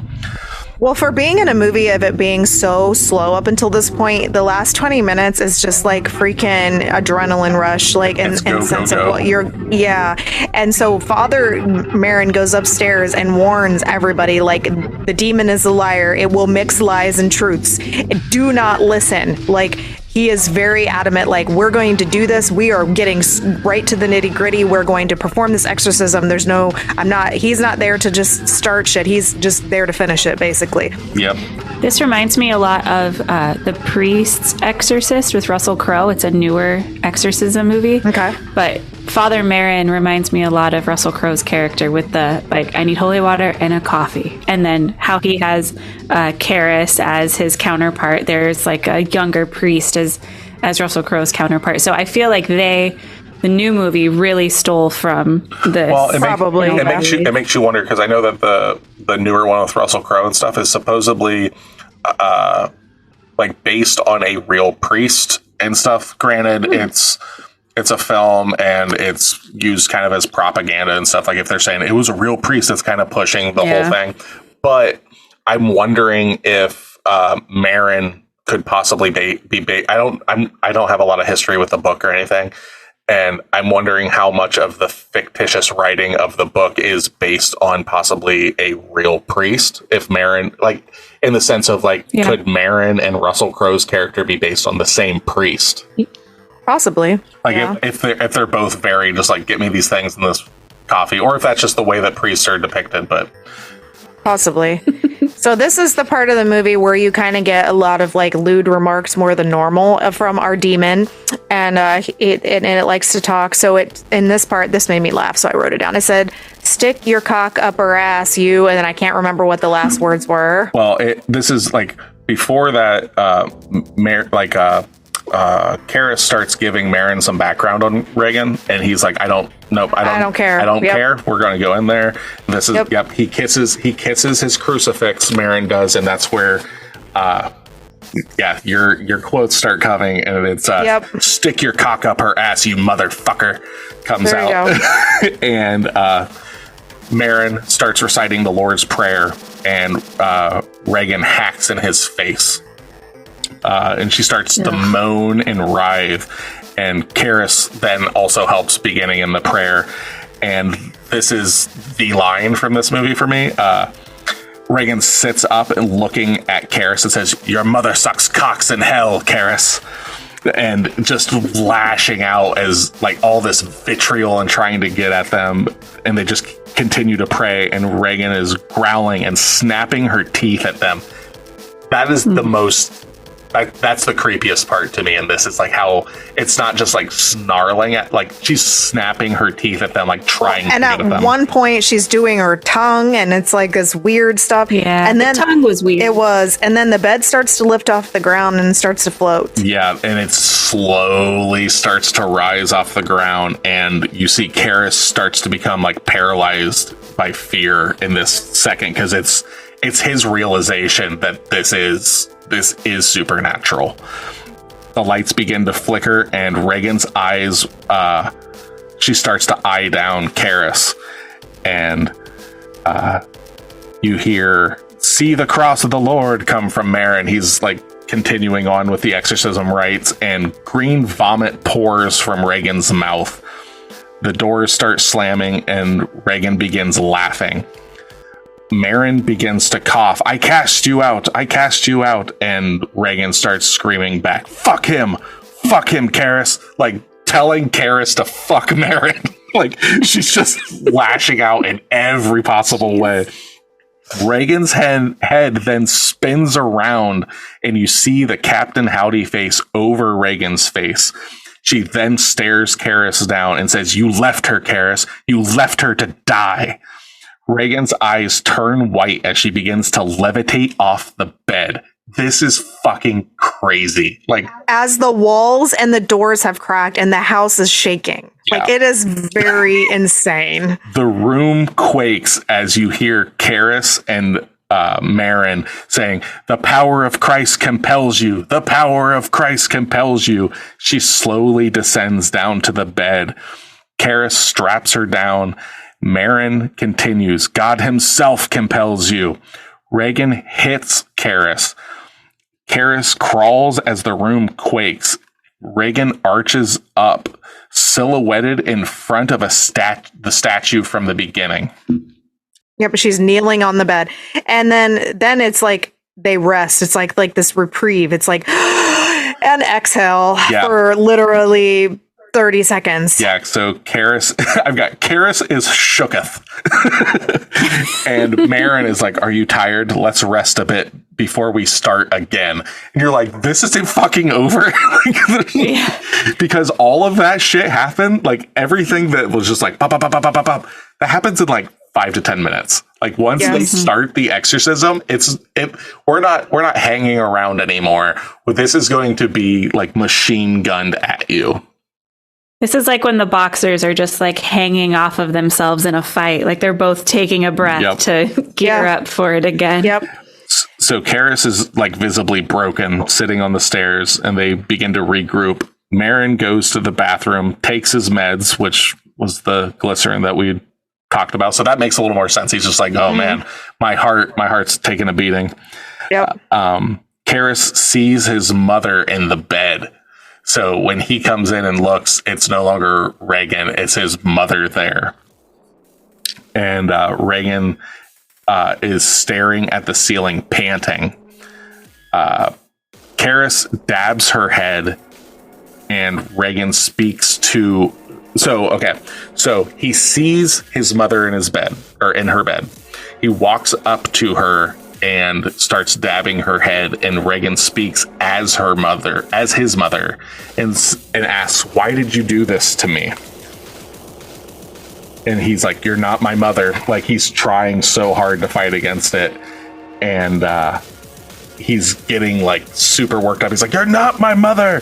and Marin just tells him to get the fuck out of here. He's like, "You're compromised. Get out," in a very stark way. So now it's just Marin versus Reagan. He kisses his crucifix again, and we get Exorcism round 2, fight. Ding ding. So Marin holds Reagan's hand and starts the Lord's Prayer again. We cut to Karen in the hallway, and the mom asks, "Is it over? Is she going to die?" And Karis just tells her no. We cut back to the detective returning, and Karis re-enters the room, and Marin's dead, laying on the bed, and Reagan is just chilling like, "What? I didn't do anything." Well, she's like giggling on the bed, isn't she? Yeah, at first she's like, just kind of, she's like gleeful, like this motherfucker's dead, haha. when they first show her though, she's like, looks like she's like leaning up against like a bedpost, and she's like, "What?" He's just dead on my floor. He's dead when I got here. Yeah. But so Karen just starts to beat that ass. Just drags her off the bed and just starts beating the shit out of Reagan. And while he's doing that, he's just screaming at her, "Take me, take me." And at this point, and it does. It does. The demon jumps into him, and before he can attack Reagan, he jumps out the window to his death. Yep. And the same steps that we then find out was the same steps that Burke had fell down and died earlier in the movie. Yep. So we cut to the piano priest asking Karis that is dying at the bottom of the stairs. He starts to ask him if he wants to give confession, and begins to give him his last rites. So that's a sad scene. Like that point, he's a tragic character through this whole movie. It's so sad. Like he literally sacrifices himself for this girl that he does not know. Nope. And then the end of the movie literally is this happens. Then, so basically both the priests die. The family says, "Oh, we're out of here." You see all the sheets all over their bedding. They ask one of their helper ladies if she wants to come. She says no, but the other guy, Carl's, going with them. And we see that priest again, and he's talking to the mother out by the car. And it basically they're talking about Reagan and how she's doing, and then it's like she doesn't remember anything. Thank God. But yeah, that's basically the movie. That's like it. They drive off. She gives this necklace and everything. Like it doesn't really matter. Like it just kind of ties itself up, and they go up. But all the exorcism scene, nice. The rest of it, not so much. But so how much of this did you watch the whole movie, Tasha? Did you watch it in bits, or did you I know you fell asleep, but did you go back and rewatch, or did you just give up? So I made it to probably right before Reagan had the big bulging neck. Okay. That part I didn't see. So that's maybe an hour-ish in. Yeah. And then I went back and did a lot of research, like Cliff Notes versions, and then watched all of the bits that needed to be watched. Oh, so you didn't watch the movie? I didn't. No, time did not allow for me to watch the movie, full disclosure. That's fine. But I did see I did see basically the last 20 minutes. So I saw the good bits. You saw the selling point. Yeah. That was it. That's fair. So, what do you give it, Tasha? 10 out of 10. Not 10 out of 10. Out of 10. Tasha gives this movie a 10 out of 10. Sparks Notes 10 out of 10. What do you give The Exorcist from 1973? Speaking of Spark Notes, as I was doing this earlier, Drew was like, "You're like a high school kid getting ready for a test," as I'm like getting all of my notes and things around. Anyway, I give it a 4. Okay. I know. Here's why.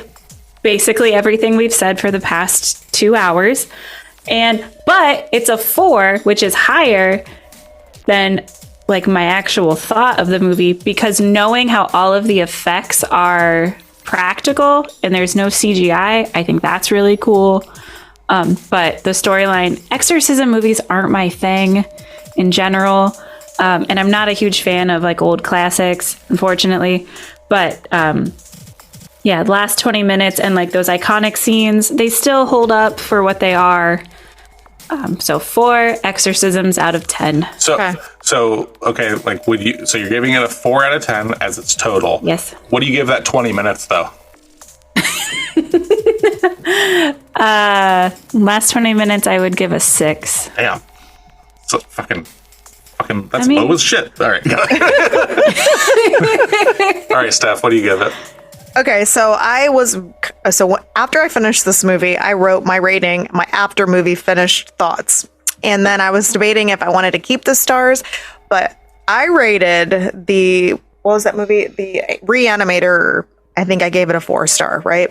This movie was way worse than that. So I was like, I can't rate this movie higher or similar to the Reanimator if I didn't like it as much. Like I would rewatch the Reanimator and I would not rewatch this.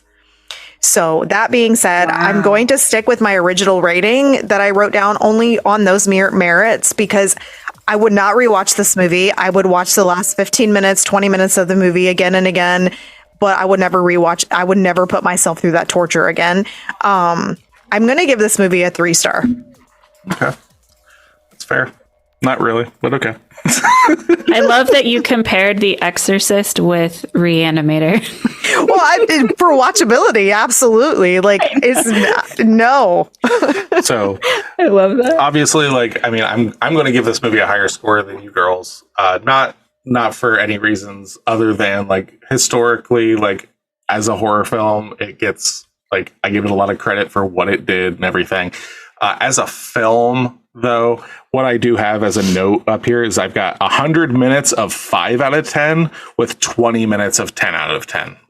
So that gives me my score for the movie. 7 points. No. I love that. I give it a 6. I give this movie a 6 out of 10. That is way lower than the average would have been. I was thinking a 7.5. No, but it's yeah. Based on time, though. So, like, I'm saying, like, that 10 minutes was awesome. The rest of the movie, I'm giving a 5. But when you're, like, looking at this film as, like, a 2-hour movie, it just kind of weighs down on you. Do you think the rest of that movie was still a 5? Yeah. Oh, God, no. That's fine. Like, we don't have to. Horrible. I don't think that it's bad. I just think that, like, I'm just, like, going as, like, 5. It is, it's not for everybody and stuff. Like, for its time and stuff, I can't look at it properly. Like, I imagine that all of that stuff compared to films at its time and stuff, it was probably very similar in pacing and stuff. So I'm trying to take myself out of that because I can't really give it a proper reviewing on that. But there are some things in there that I do find interesting, and like I said, I like every scene that Karis is in.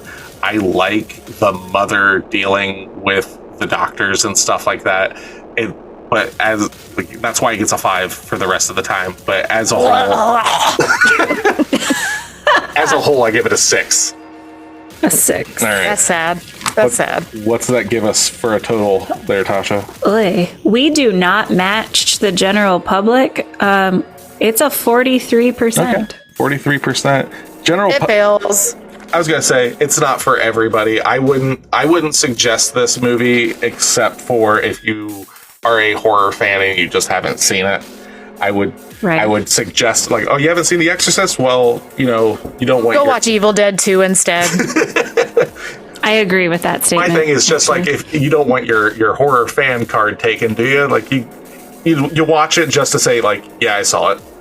But doesn't it take your card in the sense of, like, you put yourself through 2 hours of torture just to say you watched a classic, even though you lost 2 hours of your life watching this movie? So I want to say where are you spending your time? I want to say something about a film that we technically, as these come out and stuff, haven't technically watched yet. I would like to make a comment about Bird Box and the 2 hours that I would like back, but I'm not going to.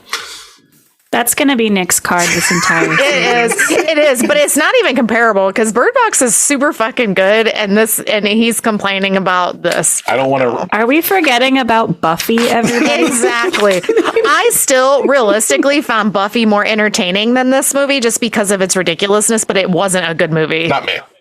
All right. So, anyway, Evil Dead 2. Evil Dead 2. Evil Dead 2. Evil Dead 2. 1987 film by Sam Raimi, and it was in 1 hour and 24 minutes long, and it was the first time I've ever seen this movie. So Nick doesn't have to go through what is your relationship with this movie. I never fucking seen this movie. I knew nothing about the Evil Dead franchise other than the iconic picture of like the Army of Darkness image that you see with the guy in the chainsaw.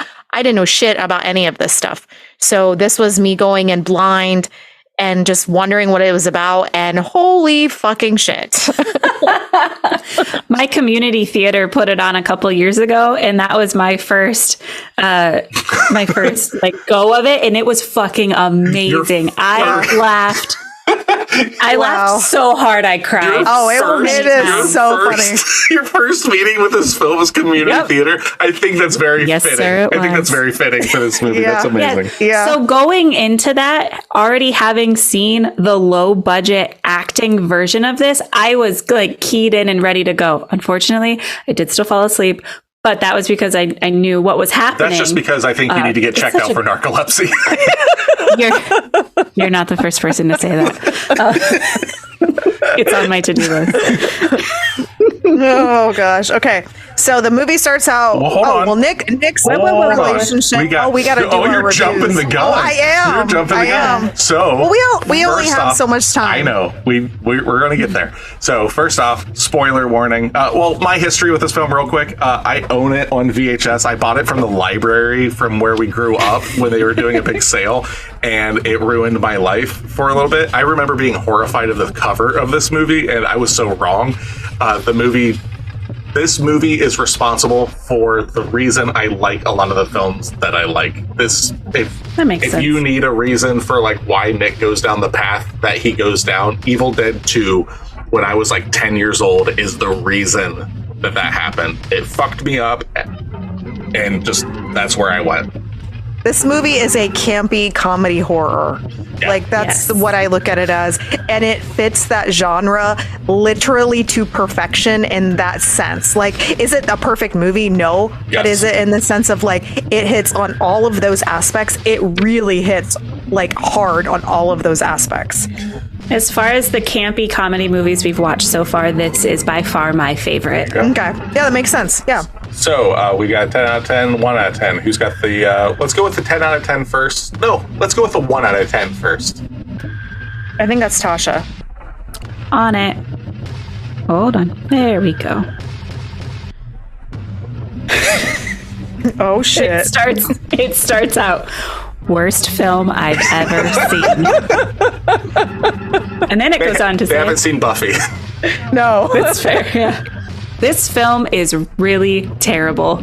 I really liked the first, quote, Evil Dead, and was so excited to watch the sequel, if you can even call it a sequel, but I was left extremely disappointed. The first film was scary, filled with suspense and plenty of gore. The ending of the first one definitely left the possibility open for a sequel, and I couldn't wait. However, Evil Dead 2 really does not follow from the first film whatsoever.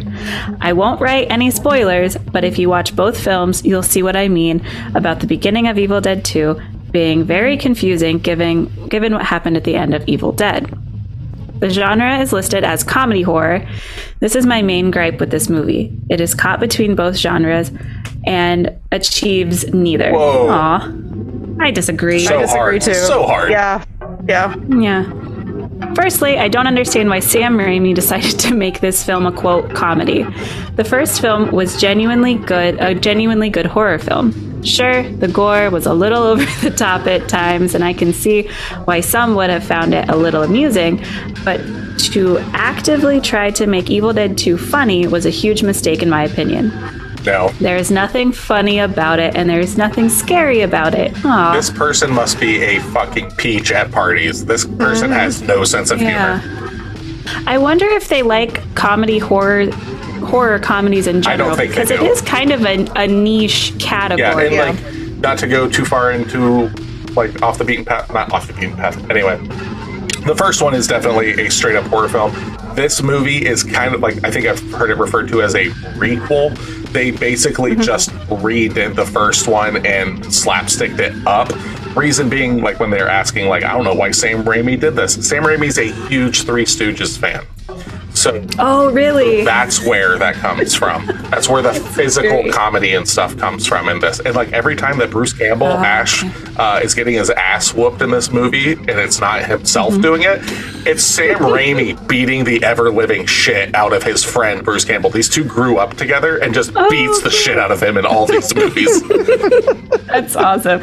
And I only know The Evil Dead by this movie. So to me, Evil Dead is slapstick, stupid humor. And the original trilogy gets funnier as they go on. It goes from horror. Oh, cool. It goes from horror to horror comedy to comedy horror.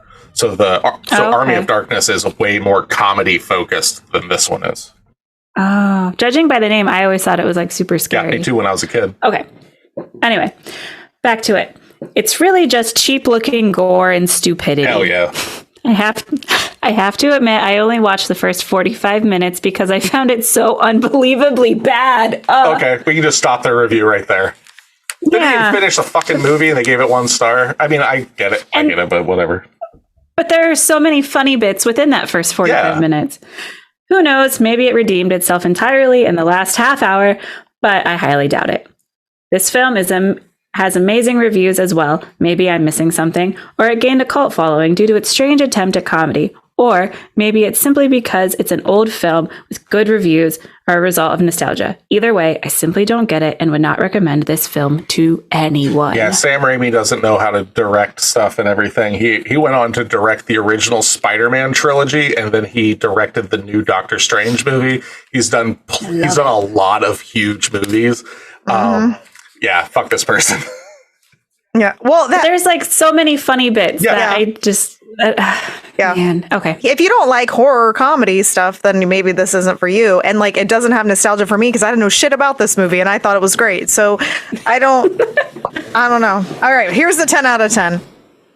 The movie plot is very simple, which is true. Yep. People trapped in a cabin while demons attack them seems simple enough, but the crazy stuff that the demons do to the people make this movie immensely entertaining. The hero of the movie is Ash, and he's already survived the first Evil Dead, and now he's the only survivor. But later on, the owners of the cabin return to it, and then they all need to fight to stay alive. The movie's writing felt very natural in the way that people talked and interacted with another, but that doesn't mean it's without its campy one-liners. The campy one-liners are all memorable and don't hold the movie back. If anything, it helps the movie. Now, the main thing about the movie that holds your attention is that you have no idea what's going to be thrown at your protagonist next. It could be trees attacking the cabin, your own hand getting possessed, or an eye popping out of the skull and into someone's mouth. All of this zaniness really keeps your attention and makes the movie very fast-paced and enjoyable. The main character of Ash is one of my favorite movie characters ever because of Bruce Campbell's performance. He's able to do serious acting when needed, and at the same time, he's able to be campy when needed. What's surprising for the type of movie this is how good the camera work is. You get so many shots at different things that are all edited together perfectly. But the movie's biggest strength would be most other movies' biggest weakness, and that is the flaws in the movie, the little imperfections. These imperfections work in the favor of the movie's campiness, and they make the movie perfect because you can tell that everyone working on the movie put their best effort into it. It showed that they didn't make the movie to make money. They made it to make an enjoyable camp-filled horror comedy that will stand the test of time.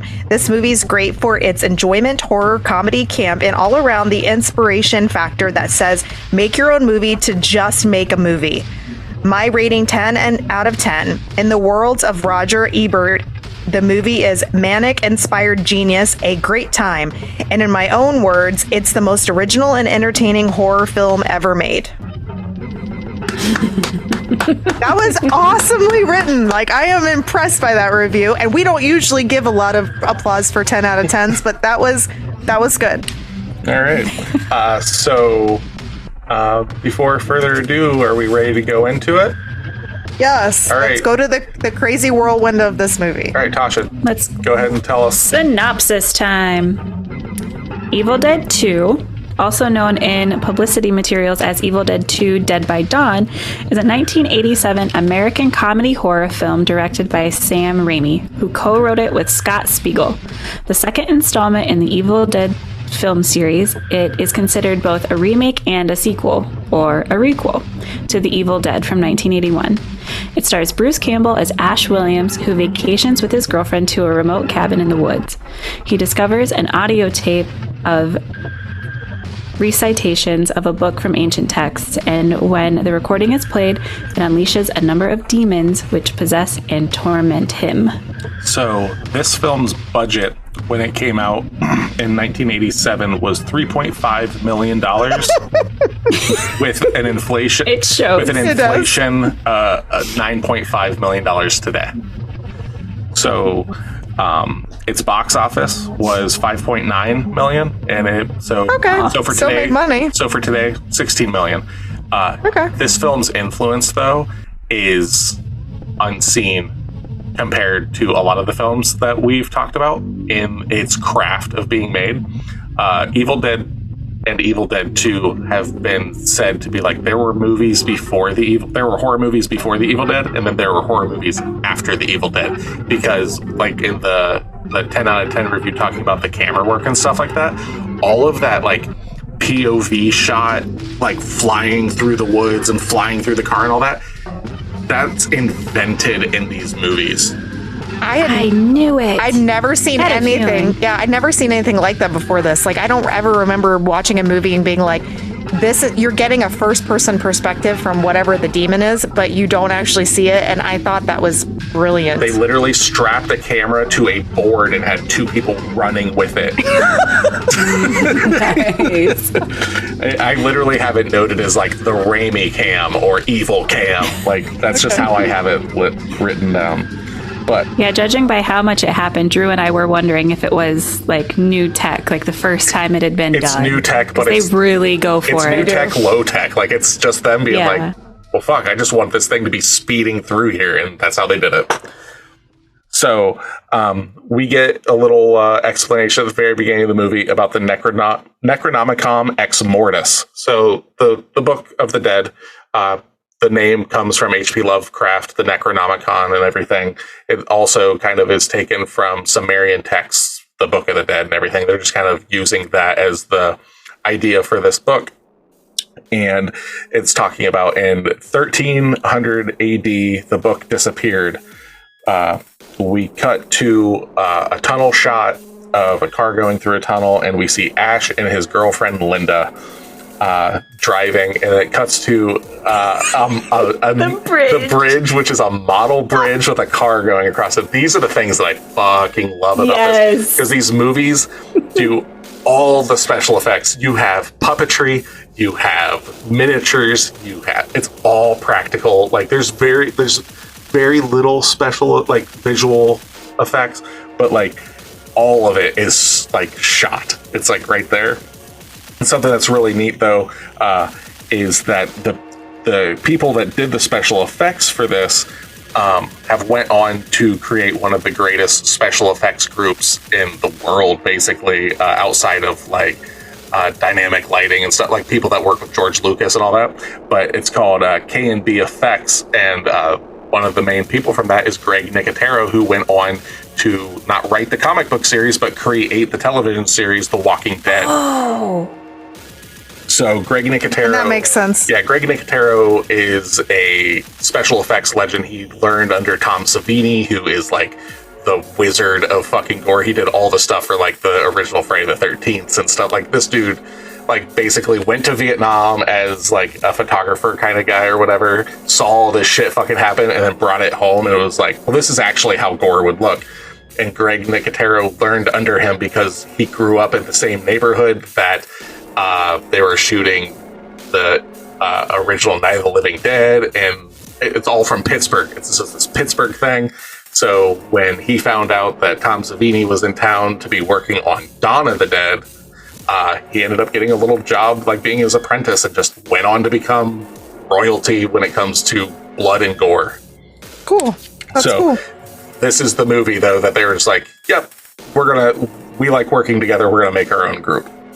So we go on, and Ash is playing piano, and he's putting on the moves on his girlfriend at the cabin that they pull up to. So this is also like for as far as I'm aware, this kind of starts the evil cabin in the woods trope that we get a lot nowadays. I'm not a scholar when it comes. I'm just a fan of horror. But this definitely, if it didn't like start it, the evil possessed cabin in the woods, it definitely like branded it. It's like, oh, it's Evil Dead. Like, just kind of like with the Exorcist, you know?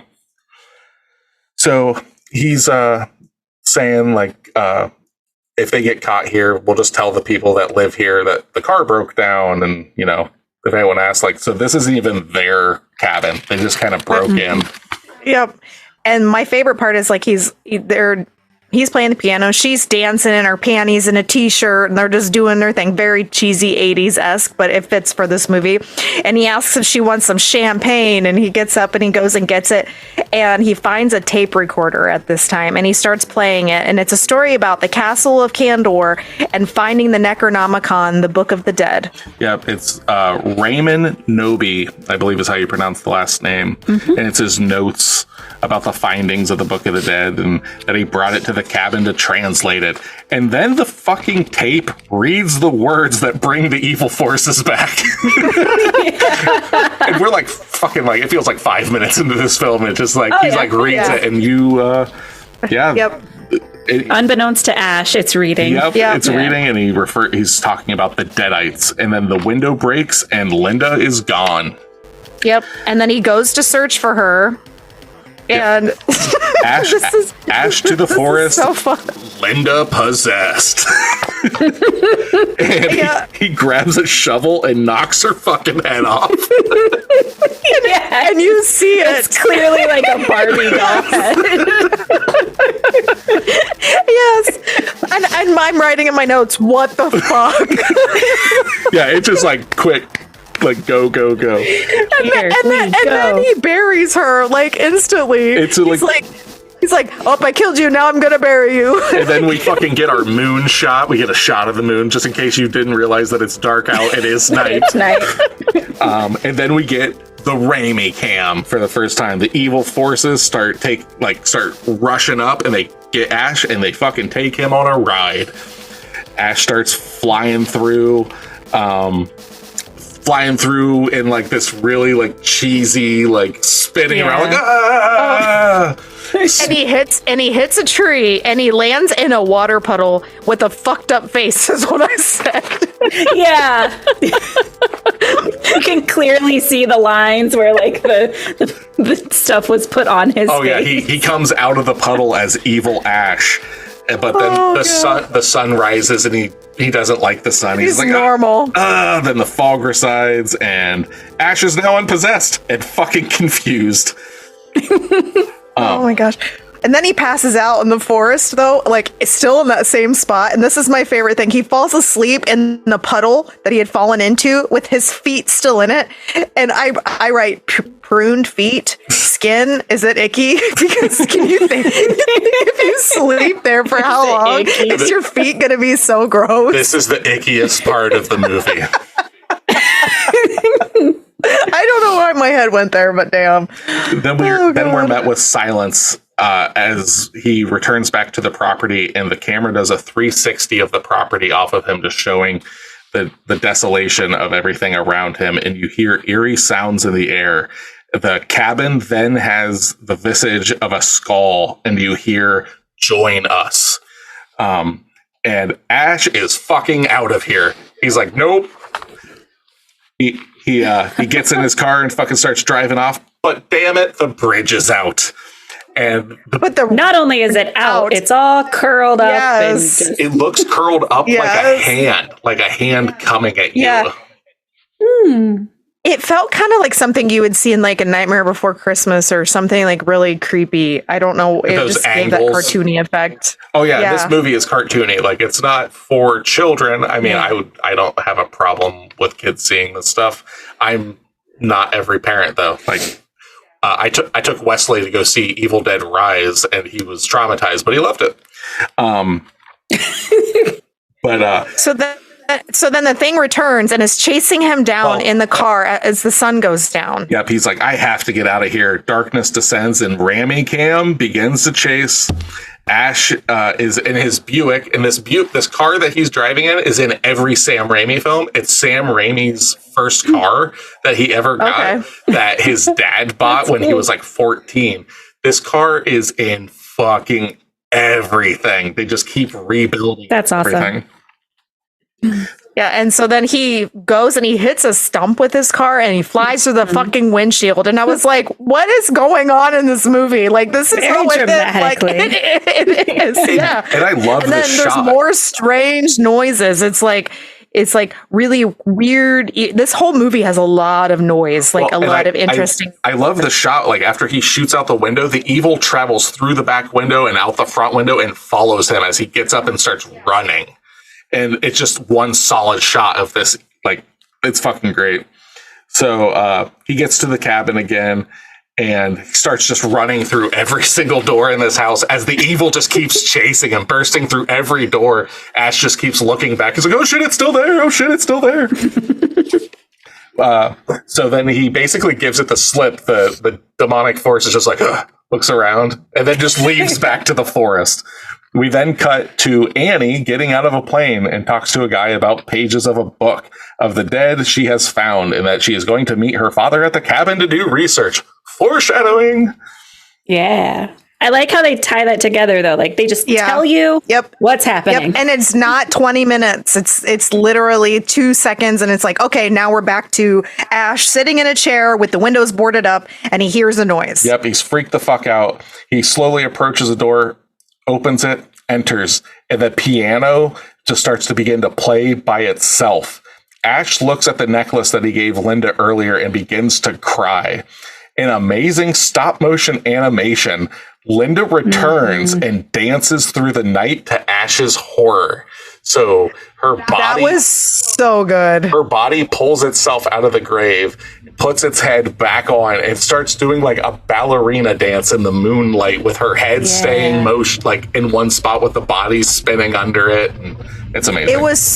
I was like, stop motion. I put that in here. It feels like like Coraline or one of those movies. And it is very like Tim Burton-esque. It is. And I loved it because it was just like completely out of nowhere. Like this whole movie is like, oh, this is weird. And then the next thing, oh, holy shit, that's weird too.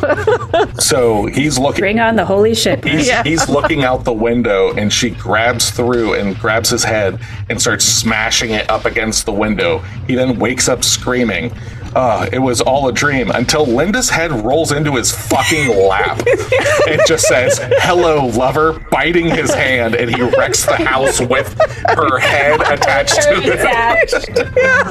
And he can't get her off. It is. He's just like, and you just keep hearing Linda like, yeah, the noises of her are great. Yes. And then in a voiceover, you just hear Ash go, work shit. Yeah. He then runs off to the work shed, sees the vice, and puts her head in the vice to hold it as he's trying to figure out what to do. Then at this point that her head's in the vice, you see like she's demonically possessed, obviously, you know, her eyes are whited out, and she said, Linda's voice in the Deadite voice says, even now we have your lovely Linda's soul. And we cut to chainsaw Linda's body just fucking bursts in, headless body with a chainsaw just swinging around. And this is just a puppet on sticks. I think they panned to where the chainsaw was on the wall, like the outline, like it's gone, and there it is gone, and then instantly Linda's there, like I'm gonna fuck you up, and just slamming into Ash, just like one, and because of this, the chainsaw kicks back into her stump and just starts sawing away at Linda's body. Blood shooting everywhere. Oh my god. I love it. And then Ash gets the chainsaw after she's kind of gone. Oh my gosh. It was so funny. Linda's face turns back to normal. She says, "No, Ash, you said we'd always be together." He's completely tormented, and then it cuts back to Linda's face as a deadite, and Ash saws that head in half. Yep. we cut back then to he's in the cabin with the saw, and then we see a rocking chair in the living room begin to rock. And as he's doing that, he's gathering a shotgun and shells off of the mantelpiece. Seeing it, he slowly approaches it very reluctantly. He reaches out to the chair to stop it, but before he touches it, it just stops. Love that shot. Like, it's so creepy. And then he goes and he looks in the mirror, and there's his reflection. Yep. And then his reflection changes and jumps out at him. And I was like, what the fuck is this movie doing? Yeah, because he's like looking in the mirror going like, we're fine. We're fine. His reflection comes out, grabs him by the shoulders. It's like, we just killed our girlfriend. We're far from fine. And it just like, what the fuck? He just like comes back. You see that his hand that has been bitten, blackness starts crawling up it, and his hand is now infected. And it's basically going haywire. And he's like, you dirty bastards, give me back my hand. Best part of the movie. Yeah, it was great. Well, Linda's blood was black, and so like it just gives you that like they do feel like kind of put it together where like he got bit by her blood was black, now it's infected him, so now that makes sense as to what's wrong with him. Well, the reason that the blood colors change in this movie is not for any like real like good reason, other than they're like, well, if it's not all red, maybe we won't get an X rating. Well, I think there's 3 colors of blood in this movie. There's green blood, black blood, red blood, you know. Yeah. So we then cut to Annie pulling up to the bridge, and it's being blocked off by this like hillbilly, like tow truck driver kind of guy. And they find out that the bridge is out, and Bobby Joe comes out and is like asking him like, why do you want to go up to that cabin and everything? And they're like, that's my father's cabin. We just need to get there. And they start haggling over a price and everything. And she's like, fine, you know, as long as you take my bags, like, I'll pay that price. We then cut to Ash Hand begins to beat the ever-living shit out of him with every plate and cupboard in the fucking place. Yeah, it was amazing. It's beautiful. It is. And this is where I'm saying, like, the Three Stooges element, like the smash, like all that stuff. So Ash is now knocked out, and the hand, which has a fucking voice. It does. It's its own character. It has other plans, and it begins to drag Ash by crawling. Yes. And it looks like it's trying to get to a weapon to kill Ash, and when it's getting close to grabbing the chainsaw, I believe it is, Ash stabs it with a knife and pins it to the floor. It says, "Who's laughing now?" Because the whole time it's crawling, it's just like,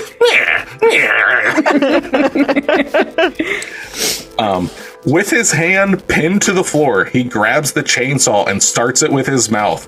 And in the craziest thing 10-year-old Nick has ever seen, Ash cuts his own hand off while saying, "Who's laughing now?"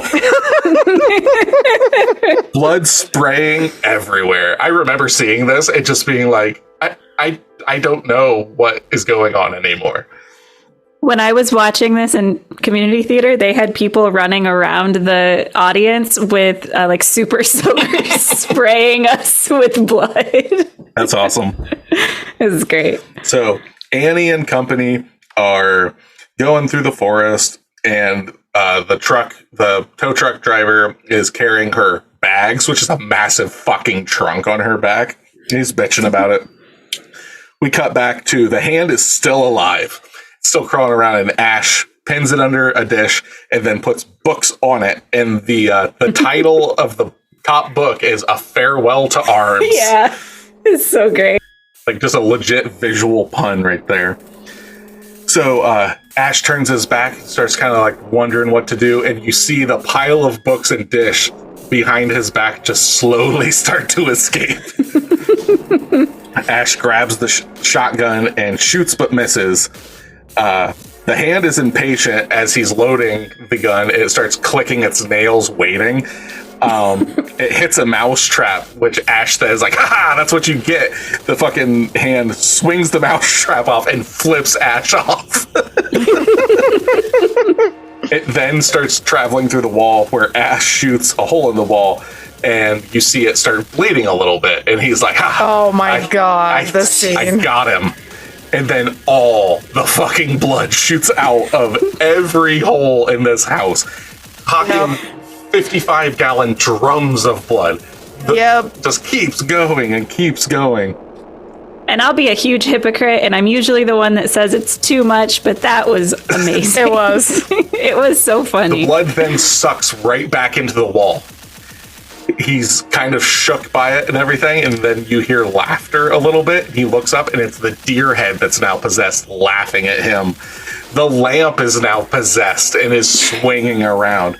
Every fucking thing is possessed, and Ash loses his mind to the point where the lamp is dancing up and down. Ash locks eyes kind of with it and starts dancing with it, and when he stops, the lamp stops, and they both cackle.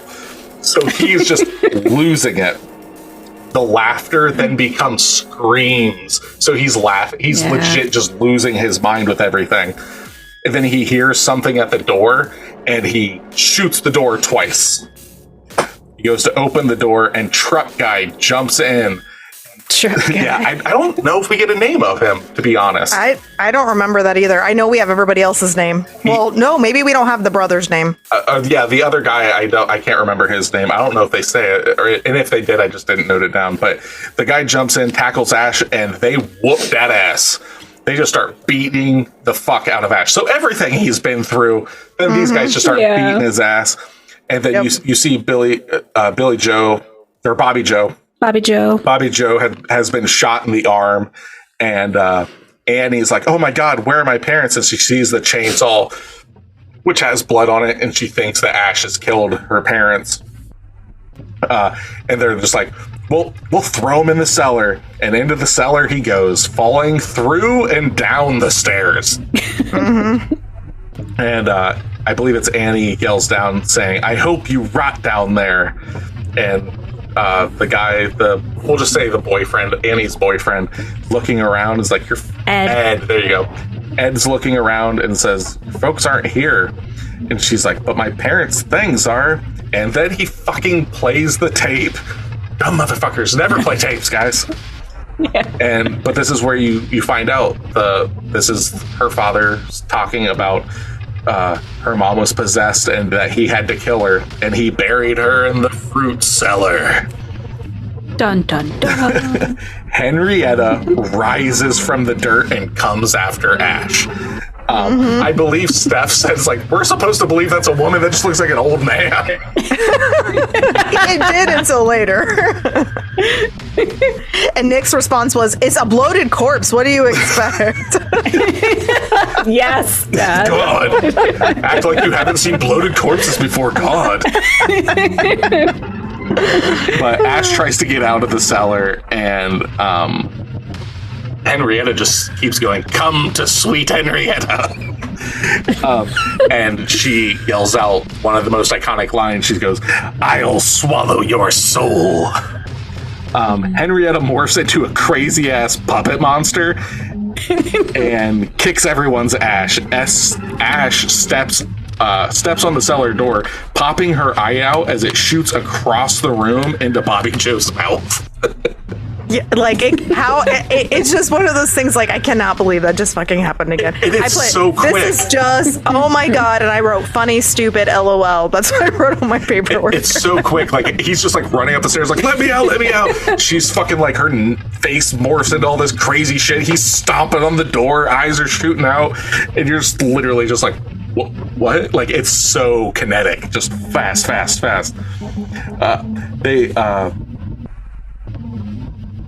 So they lock her down. There. So as they kind of kick her down under the door, she beats against the door and it stops. And then she gives it one more for good measure. So then we get Raimi's evil cam flying straight to that cabin again. And Ash lets him know, it's like, there's something out there. That witch in the cellar is only part of it. Could you imagine, like, all this shit happening? That's your mom down there fucking freaking out. And this guy's just like, that witch down there's fucking everything up, and she's not all of it. But Bobby Joe's scared to death, and you start to hear Henrietta singing hush little baby, don't say a word. And she's like fucking with Annie. And this is where the demon overtakes. I put it as the brother, but maybe it's the boyfriend. Well, not yet. Oh, okay. No, Annie's like, that thing in the cellar is not my mother. Like, she's seeing through its fucking games. And then, Ed gets possessed. So as they come to those terms, we just see Ed's face all fucked up, eyes whitened, and he says, "We want what you have, life." And then Ed and Henrietta just start screaming, "Dead by dawn, dead by dawn." And Ash runs to get an axe, and the dude gets slaughtered. Ed just gets chopped to fucking bits, and we see... But not before he bites the woman's hair off. Yeah. That in itself, I was just like, of all the things you can bite in this movie, you bite a woman's hair off. And you can tell, too, that, like, the face, like, this... Ed has two faces. It's like his normal face with makeup, and then when he bites the hair, you can tell that whole face structure doesn't move. It's just like the hair's stuck in it, and just like just fucking around. And he just chops him up. There's green blood everywhere, and then the group just kind of chills for 2 seconds. Like, what the fuck? And then Truck Guy is looking out, and he says, the trail that they came in is gone, like the woods just swallowed it up. We then are met with silence and demonic movement and sounds everywhere through the house as their eyes follow it. So all the boards start creaking, everything starts like boom, growl, and every time all that stuff happens, you're just following their eyes to the sounds. And you hear like, what the hell was that? Maybe something is trying to force its way into our world, and you see lightning kind of coming from a bedroom. They go to the room, but basically they're just like, Ash, you fucking go. Like, you're interested, you go. And Annie's like, I'll go with you. They go in together, and Annie and Ash walk into the room, and it's just silent. Truck Guy then flies in and says, see, I told you it was okay. Then it wasn't. Father's ghost shows up and says that there's a dark force here and wants to destroy you. Your salvation lies in that book. Kill the evil. Save my soul. And it's just kind of like, what the fuck's that? And Bobby Joe's like, you don't need to be holding my hand or anything like that. And hey, no one's holding her hand except Ash's possessed hand. It's fucking back. And BJ and Bobby Joe, it's just like, fuck this, I'm out of here. She just runs out of the house into the forest. When she runs out, you notice that the trees are alive, and it attacks Bobby Joe with the vines tying her up and dragging her through the woods. That was a really good scene. Yeah. It did really well. And in the first, I believe it's in the first one, you have this scene, and it's a lot more graphic, and I won't go too much into it, but basically the girl gets like raped by the vines and stuff. And because of that, Sam Raimi was like, that's the only thing I regret in the first one. Like, I think I crossed something there. So when he got the chance to make Evil Dead 2 and stuff, he's like, we're still going to have the forest fuck some people up, but we're not going to go that far. Mm-hmm. So, Ash breaks open the glass that the Necronomicon is in, and, Truck Guy is just worried, like, where's Bobby Joe? And Ash is like, if she went to the woods, she's gone. Like, there's no saving her out there. And Ash asks, like, that picture over there, what is it? And Annie says, oh, that's the one that they call the savior from the sky. And it's clearly just Ash. A picture of him. Just holding up like a gun or a chainsaw, like on a pile of stuff. So it's just him from the 1300s. Yep. Annie then begins to read the Necronomicon about how to force the evil back. And Truck Guy just pulls the shotgun on them and is like, we're getting Bobby Joe, this motherfucker. I know. So he takes the pages and throws them in the cellar. I'm just like, you dumb hick. So they're like, no, these pages are the only thing that's going to save us. So he throws them down there, and he's like, now you have no choice. Now move. So Truck Guy leads Ash and Annie. I think his name's Jake. Okay. By the way. Jake. truck Jake from State Farm. Jake from State Farm leads Ash and Annie by gunpoint out to the woods, and the trees are still moving.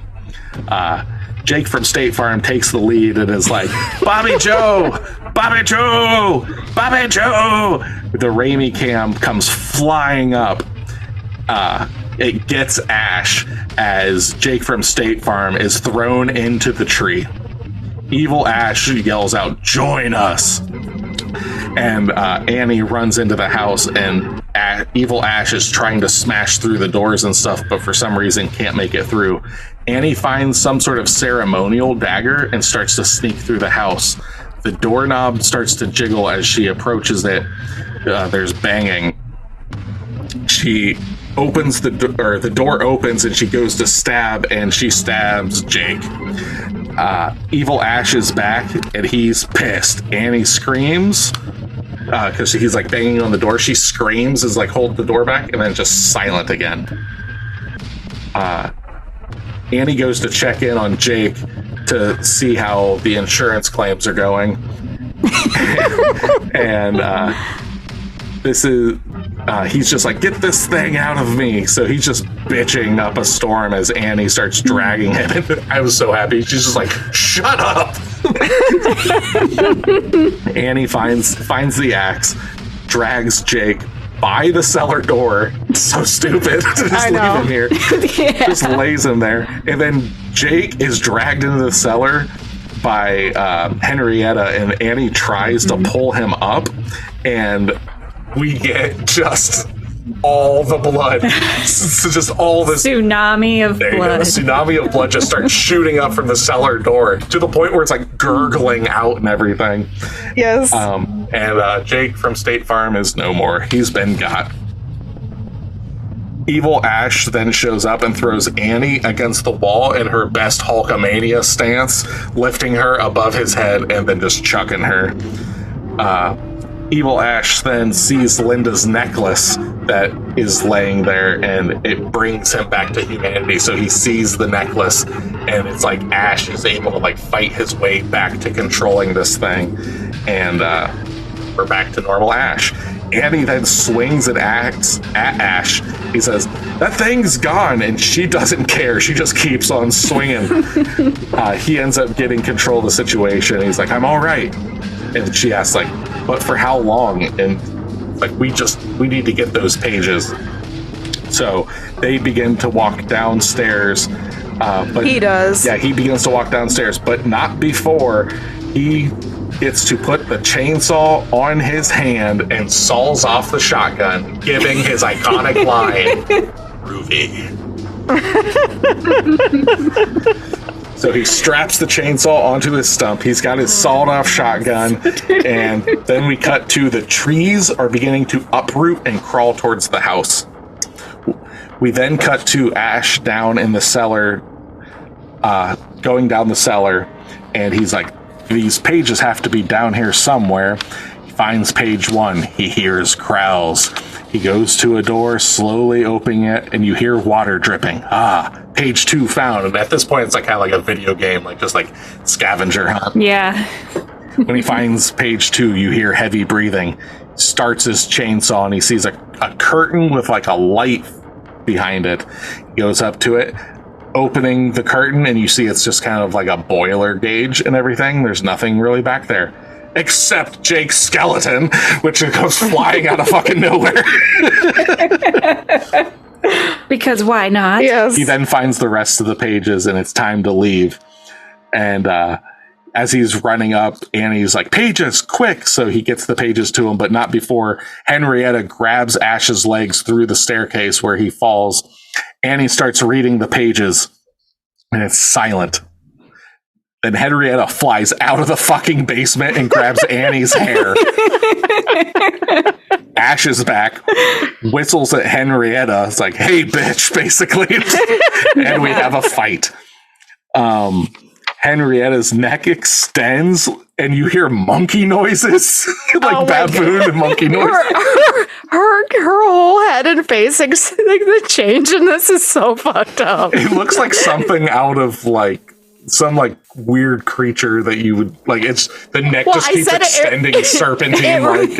Well, I said in my notes, and we were talking about this last night, it reminds me of the movie Willow. There's like some weird like dragon scene in there that it like contorts and stuff, and it looks exactly like this. So I wonder if it was somehow associated.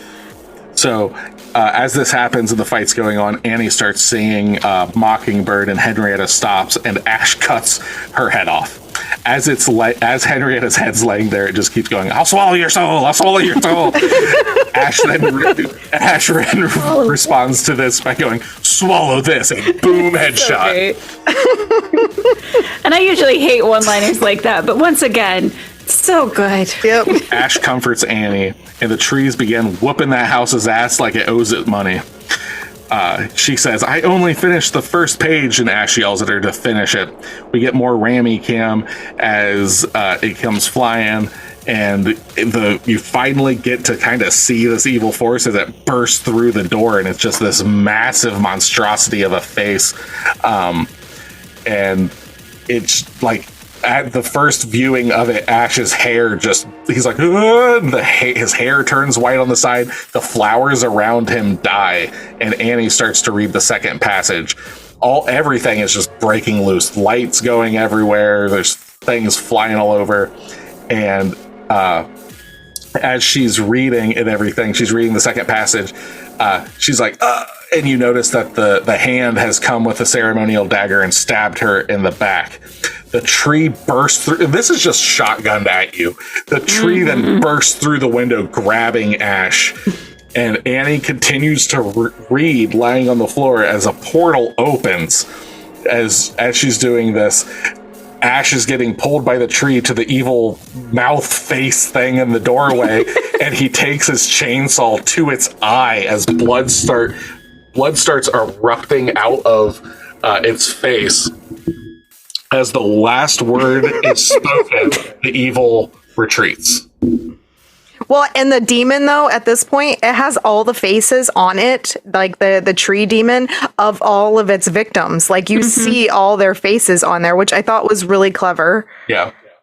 So, as it retreats and it's quiet for a second, you start to see this portal, and everything in the house starts getting sucked up by this portal. You start seeing flashing lights and everything, and he's holding onto a board, and he's like, not like this, and just kind of getting sucked up by the portal.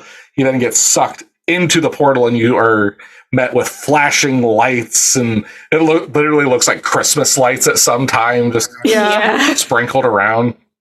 And then it cuts to like a kind of a wide shot, and you see Ash and his Buick fall from the sky and land in a desert. And then knights show up. The first time I saw this, I was like, what the fuck is going on? As he lands, you hear the knight say, slay the beast, he's a deadite. And screeching, Ash then jumps up, and you see a winged deadite flying at him. And again, 2 for 2 now.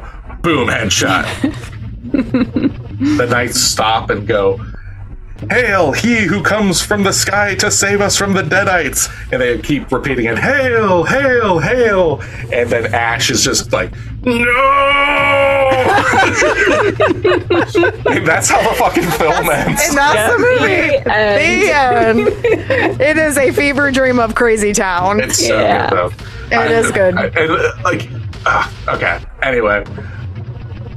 Tasha, what do you give this film? I give it a 6.5. 6.5? Okay. Yeah. It's super low. It's funny, but it's some of it like it's super funny at the beginning, and then I kind of fizzled out as it went on, almost like I was just getting depleted by just how nuts the movie was. But I think it's a solid 6.5. I would recommend it to specific people. It's definitely not one for everyone, like you said. And as far as the movie goes, I personally preferred it as a community theater piece. Like I'm going back to that. That's where a lot of my humor comes from. Is that what I originally saw? But the movie, I liked it. Solid 6.5. Okay, that's fair. This movie was just ridiculous. So I don't even know how to say. Like, I kind of agree with Tasha in the sense, like, you get a lot of your kicks in the beginning of the movie because you're kind of thrown into this world of like insanity, and then after a while your body kind of gets wore out of just like dealing with the immense just feelings that this gives you, because it's crazy, because it's like you don't know what's going on half the time, and then once you realize, you're on to the next thing. So like my favorite scenes were with the girlfriend and with his hand. So those are my two favorite scenes. And I did like the end with the tree monster. I thought that was clever, but there was a few parts in the middle there with like, you know, all with Billy, Bobby Joe and all that. While it was cool in spots, it was a little, I didn't love it as much as I liked the hand and the dancing ballerina lady. So I'm gonna go with my original score, which I wrote down after I watched it, and I'm gonna say this is a 7.5 for me. I would rewatch it because honestly, this is one of those movies you probably should, because you probably miss a shitload because of how insane it is. So I'm not gonna go super deep into. But I mean, this movie is amazing. Flat out, like this hits every single, like, checks every box for me. It's funny. It's overly gory. It's Bruce Campbell is amazing. Like, I love Bruce Campbell. I've read his autobiographies and stuff like that. Like, I just really love him. I love Sam Raimi. I love the first 2 Spider-Man movies he did. Like, everything about this fucking film is great. And I'm just going to make it real short and sweet. That's why it's getting the highest score I've given every film on this podcast. This is getting a 10 out of 10. Whoa! Oh, holy shit! Okay, wow. I'm shocked. Yeah, this fucking movie, like, I don't care. Like, wow.